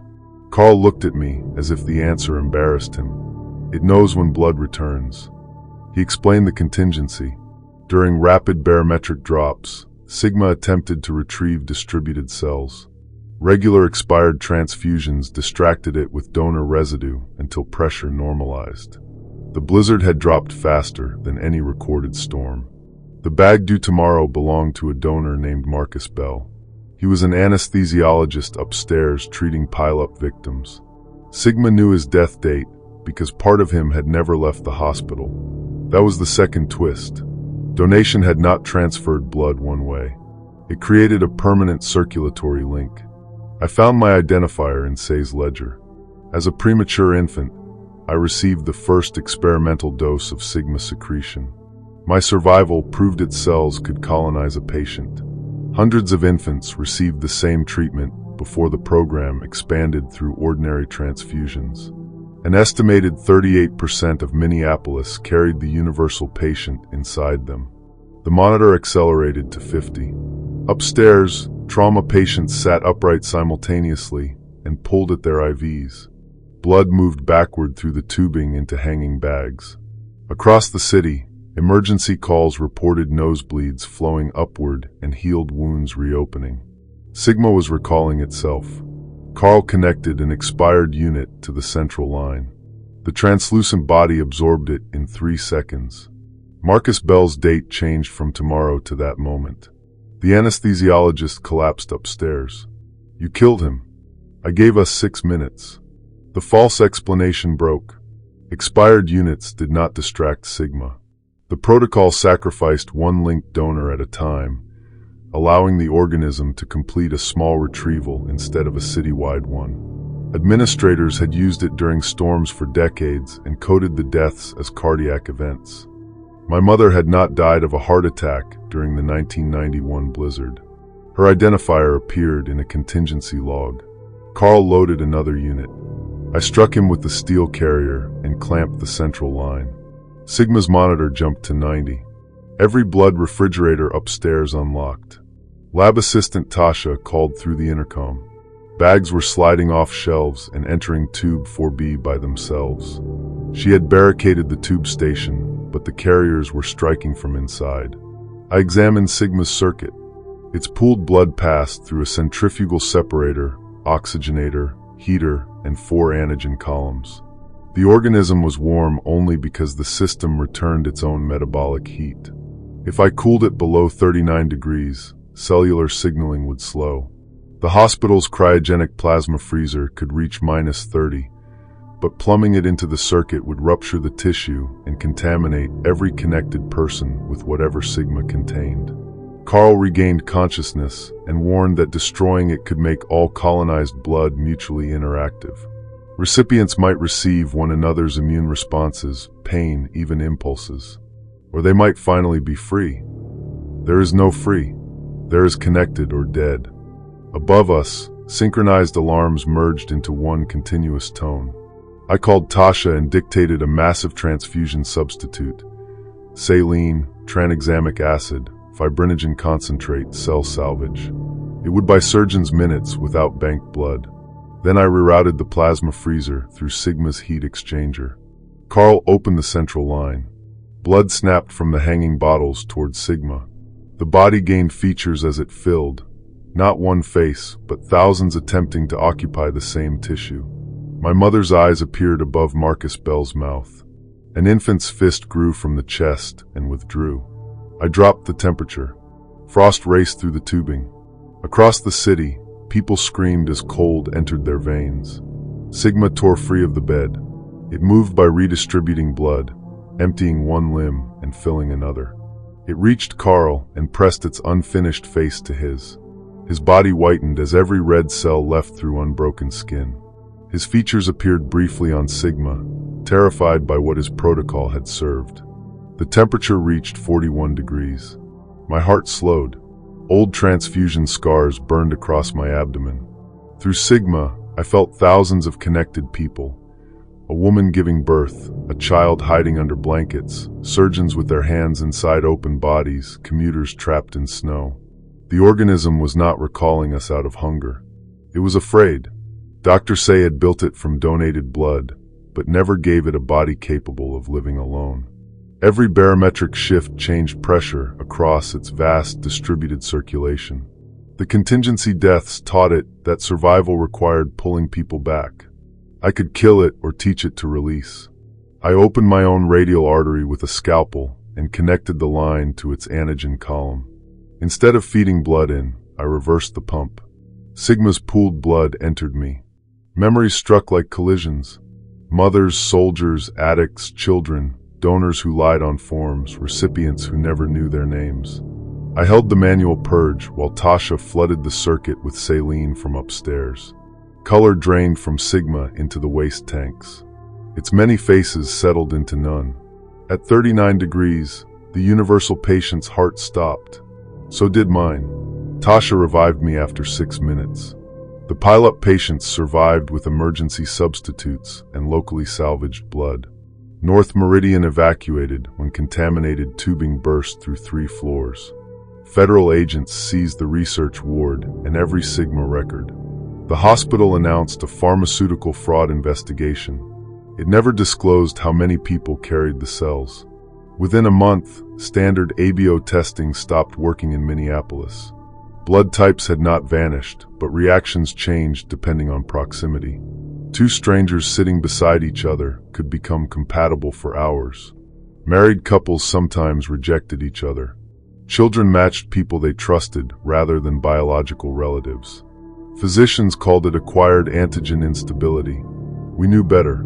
Hospitals developed a new intake question. Who came with you? Transfusion teams learned that a compatible visitor could stabilize a patient simply by remaining in the room. Blood drives became dangerous social experiments. Donors who hated one another produced clots shaped like branching veins. Strangers who shared grief-filled bags that would not separate into components. The pile-up survivors formed the strongest cluster. Once a month, all 18 arrive at the same emergency department with identical bruises, although they live in different neighborhoods. When one underwent surgery, the others woke with antiseptic painted over the same place. Sigma died as one body and survived as a relationship. I can feel those relationships because more of its blood passed through me than anyone living. Crowds have a pulse. Arguments create skipped beats. When someone nearby is bleeding, I taste iron. The dates on donor labels return to normal except mine. My blood cannot be stored. Every bag crawls toward the nearest occupied bed. Last night, the city's 42-beat rhythm began again. It did not come from below North Meridian. It came from everyone at once. Story 9. The container ship gained 12,000 tons while I was standing on its scale. At 6:40 a.m., the draft marks on the Marabelle star showed 11.2 meters forward and 11.8 aft. 6 minutes later, with no cargo moving and both sea chests closed, the vessel sank another 80 centimeters into Port Everglades. I was the marine surveyor hired by the ship's insurer after Hurricane Inez pushed her against a turning basin. My job was to document hull damage, calculate stability, and decide whether tugs could move her without spilling 3,800 tons of fuel. The Coast Guard had closed the channel. 22 crew remained aboard. A damaged container of chlorine sat in Bay 18, and the port would begin evacuating if our gas readings rose. We could not simply abandon the vessel. With her new draft, one more shift could roll her across the only deep-water exit. Captain Orloff blamed flooded ballast tanks. Soundings showed the opposite.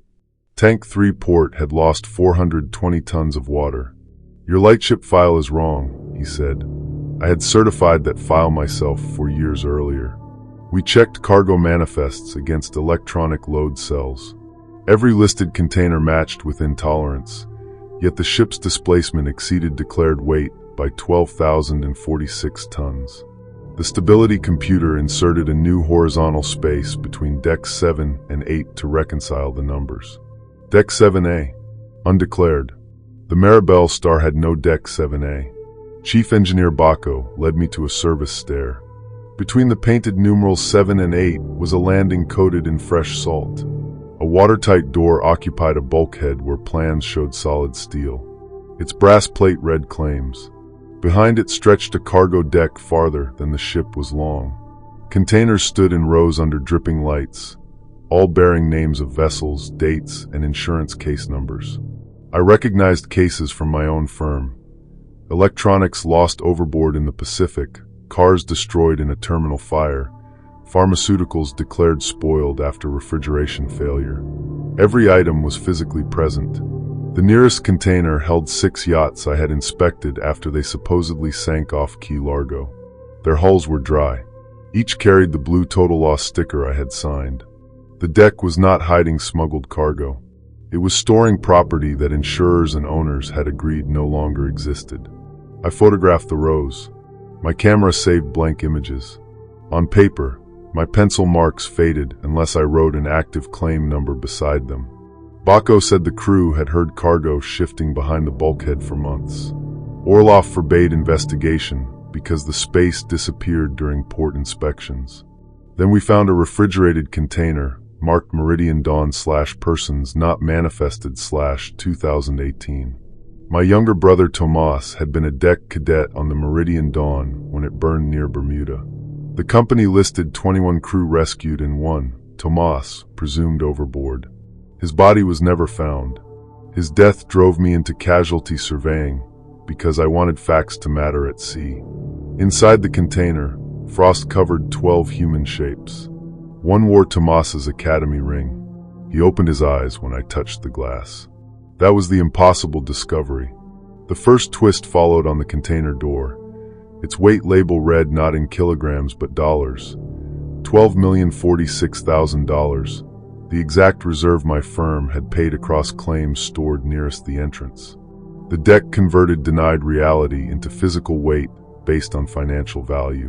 When courts, owners, and insurers finalized a total loss without truthful disposal, the ship accumulated the difference. Why the Mirabelle Star? Captain Orloff produced a sealed letter from the insurer. The vessel's keel included steel salvaged from the Meridian Dawn. For centuries, sailors believed a ship must balance its manifest against what the sea actually carried. Modern insurance created cargo that existed financially after vanishing physically, and cargo that vanished financially while still existing. The salvaged keel had become a ledger correcting those contradictions. Our insurer knew.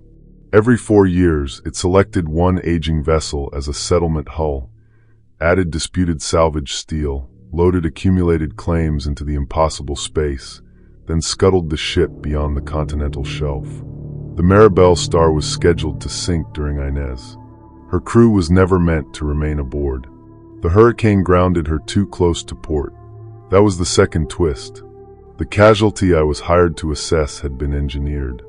Orloff had agreed because the company promised to evacuate everyone. Now tugs could not approach, and the claims deck was taking weight faster than ballast pumps could compensate.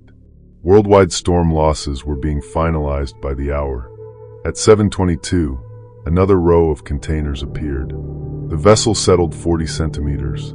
The Coast Guard gave us 30 minutes before forced evacuation. If we left, Mirabelle Star would capsize into the channel. If we moved her, the chlorine container could rupture. If we scuttled her in place, Port Everglades would close for years. Tomas tapped the refrigerated glass. He wrote backward in frost, "We are ballast." The people inside were not alive in a medical sense. Baco's thermal camera showed no heat. But their awareness persisted because insurers had never paid death benefits for unmanifested persons. Financially, they were neither lost nor dead. The deck preserved that unresolved status. I found Tomas's case in the shipboard claims terminal. My mother received a compassionate settlement, not a death payment. I had signed the release. My own name appeared as authorizing surveyor. That was the third twist. The deck did not call me because Tomas was there. It formed around professional denials I had certified. My signatures were the navigation system. Orloff suggested a solution. If I declared Deck 7A and everything in it a total loss, the ledger would close. The space would disappear, reducing displacement. It sounded plausible. It was what the insurer expected. Tomas shook his head. Declaring them lost would not free the cargo. It would make the ship their permanent grave and erase the last contradiction keeping the people aware. I chose the opposite. I began amending claims from total loss to recovered. The first yacht container vanished from Deck 7A and appeared physically in Bay 3, crushing 2 ordinary containers. Displacement remained constant, but the impossible space shortened. We could make the vessel honest, not lighter. To refloat her, we had to remove actual weight. Baco proposed venting ballast, pumping fuel to barges, and jettisoning high-value recovered cargo under Coast Guard supervision. Every step violated the insurer's orders, but followed emergency salvage law. We transmitted the amended manifest by signal lamp because electronic files corrupted. Coast Guard Lieutenant Reyes acknowledged each claim aloud. The more witnesses accepted the recoveries, the faster Deck 7A contracted. The insurer called my satellite phone and threatened criminal prosecution. I put the call on the bridge speaker. Their attorney named cargo that could not be permitted to exist, confirming our report to everyone listening. Crews cut lashings in hurricane swell. Containers from impossible losses burst onto real decks. Cars, copper, counterfeit medicine, archaeological objects, and bodies wrapped in corporate evidence bags. The ship rolled 18 degrees to port. The chlorine sensor alarmed. I had to choose between stabilizing ballast and reaching Tomas. I gave Baco my calculations and descended to claims with a rescue harness. The refrigerated container stood at the far end of a deck collapsing row by row. I entered Tomas's claim as recovered person, condition unknown. The glass door opened. 12 bodies fell forward, warm for the first time in 8 years. 11 disintegrated into seawater and paperwork. Tomas remained solid long enough to grip my jacket. "Don't weigh me," he said. The stability system demanded his mass. If I entered it, the ship could calculate a safe ballast transfer. If I left him unmeasured, Maribel's Star might capsize. I typed 84 kilograms, the weight on his old medical certificate. Tomas smiled with terrible relief. Now I can finish. He aged 8 years in my arms and died. The final 7A bulkhead folded inward. I carried his body up while Baco pumped fuel starboard and tugs pulled the bow clear. Recovered containers were pushed overboard inside the Coast Guard exclusion zone, not erased, but visibly present and marked for salvage. At 8:01, Maribel's Star reached even keel. The channel remained open. Federal agents seized the vessel. The insurer collapsed after Reyes's recordings exposed deliberate scuttlings. Families identified 37 unmanifested people from 3 ships. My firm revoked my license, then prosecutors offered immunity for my testimony. Tomas received a death certificate with the correct date, the morning I recovered him, not the night Meridian Dawn burned. My mother buried him believing he had survived somewhere for 8 years. In a way, he had. The recovered cargo created lawsuits no court knew how to value. Owners had spent settlements, salvagers had sold rights, and museums had displayed replacements. When original objects came ashore, both versions carried valid serial numbers. One was the physical article, the other was the legal reality built after its loss. Judges had to decide which existence counted. The human cases were worse. 3 spouses had remarried. 2 dead crewmen had children conceived after their disappearance through frozen reproductive samples. The men remembered none of the years the claims deck held them, only the sensation of being continually appraised. The apparent resolution failed when naval architects dry-docked Maribel's Star. They cut through the 7A bulkhead and found only ordinary framing. But the ship's lightship weight remained 184 tons above design. Exactly the combined mass of everyone who had witnessed the recovered cargo. Each witness now weighs the same as before on land. Aboard any vessel, we add the missing share. Ferries settle lower when I board. Elevators on cruise ships refuse to move. Lieutenant Reyes sank a patrol boat by stepping onto its deck. The ledger did not close. It changed carriers. We are the claims deck now, carrying the weight of everything we agreed to remember. There are 113 of us. We meet on shore because no boat can support the group. The insurer's former clients treat us like dangerous evidence. Some offer money for us to forget particular containers. Others ask us to stand beside disputed wrecks, hoping the hull will settle and prove their cargo still exists. Once, I stepped onto a pier during a salvage auction, and an empty patch of harbor sank 4 inches, outlining a vessel removed from every registry in 1976. Reyes keeps a handwritten list of whatever appears. We compare it to public claims and notify families before corporations can amend their files. Every recovered name makes our shared weight slightly easier to carry. Every new denial makes it worse. During last year's hurricane season, I gained 62 pounds aboard a water taxi between the dock and its first bench. The boat never left its ropes. The hardest nights are when I feel Tomas shifting inside the ledger. He is buried on land, but part of the 84 kilograms I entered remains assigned to me. If I dream of changing that number, nearby ship alarms report an unexplained list. Yesterday, a maritime database added a new field beneath every vessel's deadweight tonnage. It is labeled witness capacity. For the Maribel's Star, the number is 1. Story 10. My snowplow struck a church bell buried upright in the center of Interstate 90. The blade hit bronze at 3:13 a.m. and threw my tandem axle truck sideways across both eastbound lanes. I stopped 6 feet from the guardrail, air brakes screaming, while the bell continued ringing under 4 feet of snow. I was the Wyoming Department of Transportation operator assigned to Route W-14, Buffalo to the Powder River Rest Area. A ground blizzard had closed the interstate, and I was clearing a path for a convoy trapped behind me. 2 semis, an ambulance carrying anti-venom, and a family in a minivan running low on fuel. There was no church within 30 miles. There was also no mile 71 on that section. Markers jumped from 68 to 72 because the original survey shortened the route in 1962. Yet a green sign stood beyond my headlights. Mile 71, population 86. Dispatch said my GPS icon had disappeared. Radio triangulation placed me west of Gillette, then in Nebraska, then directly beneath the State Operations Center. The blizzard erased visibility behind us, and the convoy could not reverse without jackknifing. I climbed down with a shovel. Snow around the bell was warm. Beneath it lay a strip of brick street running perpendicular to the interstate. Storefront windows glowed on both sides, revealed only when gusts stripped the snow away. A pharmacy sign read Hollis Mercy. A clock inside showed 3:13. The ambulance driver, Nia Cole, joined me. Her patient was a ranch boy bitten by a captive rattlesnake. The anti-venom had to reach Sheridan within 90 minutes. "There's a town under the highway," she said. An elderly man opened the pharmacy door. "Not under," he corrected. "Between." His name was Amos Bell. He knew my truck number, my route, and that my mother had died 3 weeks earlier. He said Hollis Mercy had waited 64 winters for the state to plow mile 71.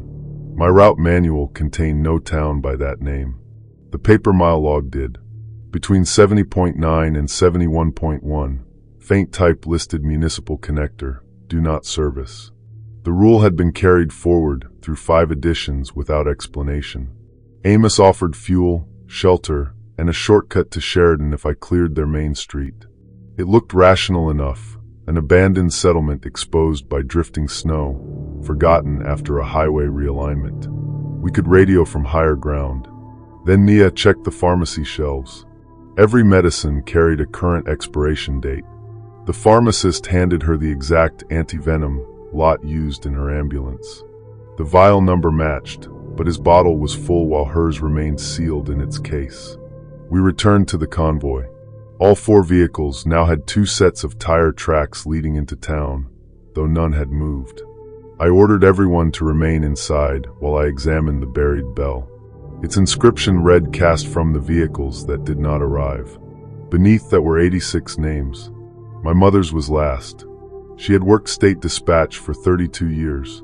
During her final week in hospice, she repeatedly asked whether mile 71 was clear. I assumed medication had confused her.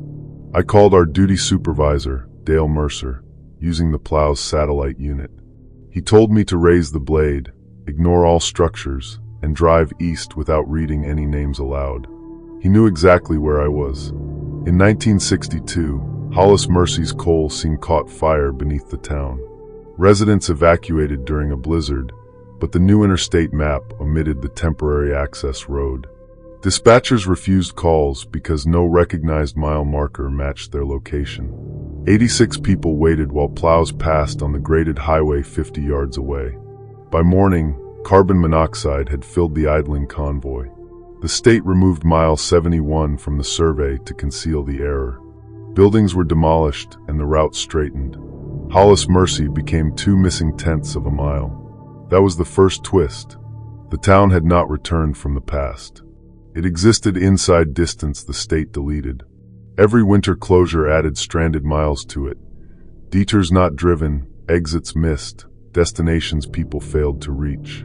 The settlement grew in the space between recorded markers. Why did Mom's name appear? Dale went silent. Then he admitted the state had used Hollis Mercy. When storms made the interstate impassable, dispatch software routed excess distance into mile 71, shortening plow runs and keeping official response times within federal targets. My mother discovered the program. She tried to restore the marker. 3 weeks ago, while dying in Casper, she asked dispatch to log her location as mile 71. The deleted town accepted her. That was the second twist. Her name on the bell did not mean she had died there in 1962. It meant she had become its dispatcher. Her voice came over my radio. W14, lower your blade. I had heard recordings of her final days. This voice was strong, impatient, and 30 years younger. The apparent solution was simple. Plow Hollis Mercy's main street, let the town reconnect to the interstate, and use its shortcut. My mother promised Sheridan lay 9 miles beyond the East Church. Dale begged me not to. Restoring the town would return all the distance diverted there. Hundreds of highways across Wyoming could lengthen simultaneously, stranding more people than we saved. Nia's patient began convulsing. We had 52 minutes. I drove into Hollis Mercy. The convoy followed single file. My blade uncovered brick, railroad tracks, porch steps, and parked cars flattened into the road like fossils. Residents stood at windows wearing clothes from different decades. Some held road maps. Others held phones showing NO location. Each block I cleared added mileage to my odometer without moving us east. After 6 blocks, we had traveled 41 miles inside a town 3 streets wide. At the church, my mother waited in her red dispatch cardigan. She looked 62, the age she retired, but frost filled the lines of her fingerprints. I wanted to touch her. She told me not to leave the cab.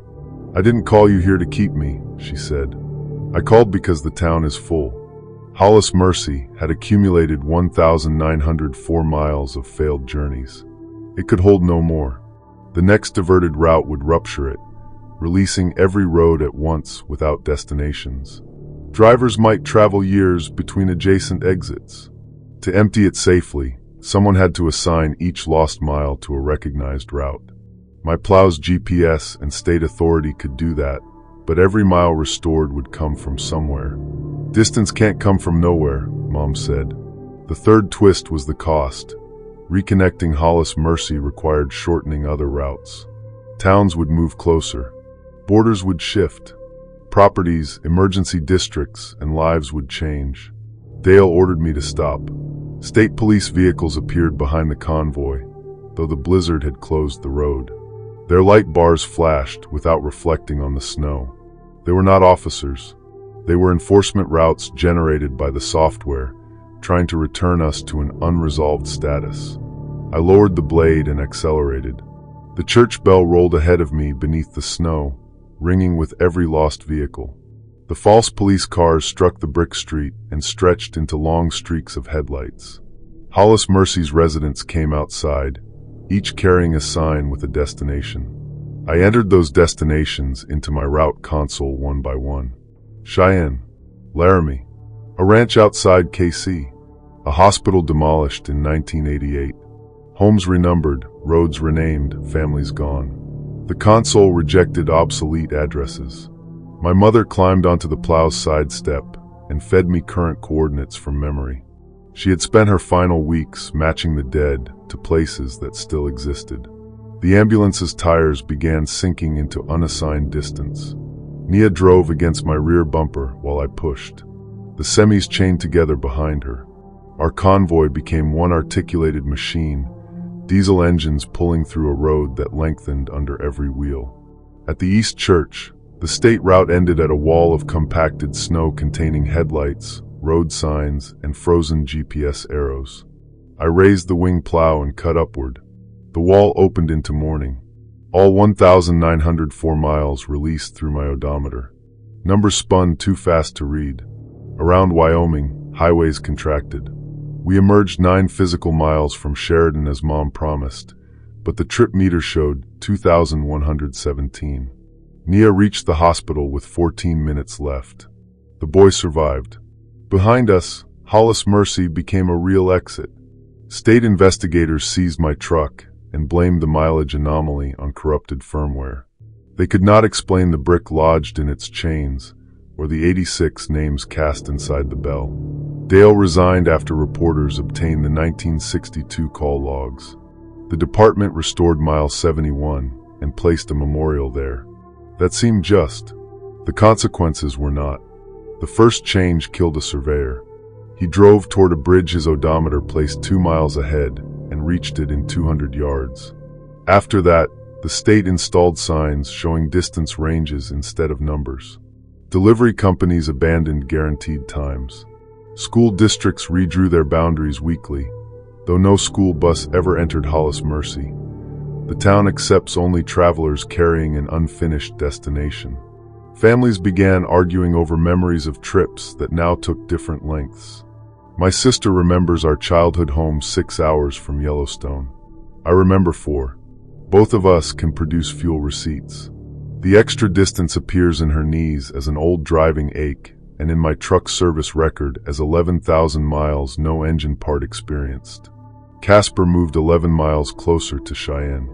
A ranch now straddles the Montana border. 3 remote homes fall inside faster ambulance districts, while another community lost its nearest clinic because the road between them lengthened by 40 miles. Maps update each night as restored journeys seek the destinations my mother assigned. Hollis Mercy has a zip code, a town council, and 86 registered residents. They are not returned corpses. They are citizens made from the last places the dead intended to reach. Amos runs the pharmacy. The medicine is always the dose someone failed to deliver. My mother remains the dispatcher. I speak to her only over state radio, and only during closures. She remembers our life, but each call costs distance. After 3 minutes, my driveway moved half a mile from my house. I quit plowing, but I still audit route changes for the families affected. This afternoon, a dry thunderstorm crossed the basin during a statewide map refresh. Every Wyoming highway shortened by exactly 1 mile. No bridge moved, no vehicle jumped forward, and no new destination appeared. Hollis Mercy's population simply changed from 86 to 87. I drove to the memorial before officials could close the exit. The interstate was dry and empty. Beneath the asphalt, a second bell had begun ringing, deeper than the first. As it sounded, mile markers turned on their posts across the visible highway, green faces rotating west. Every number faced mile 71.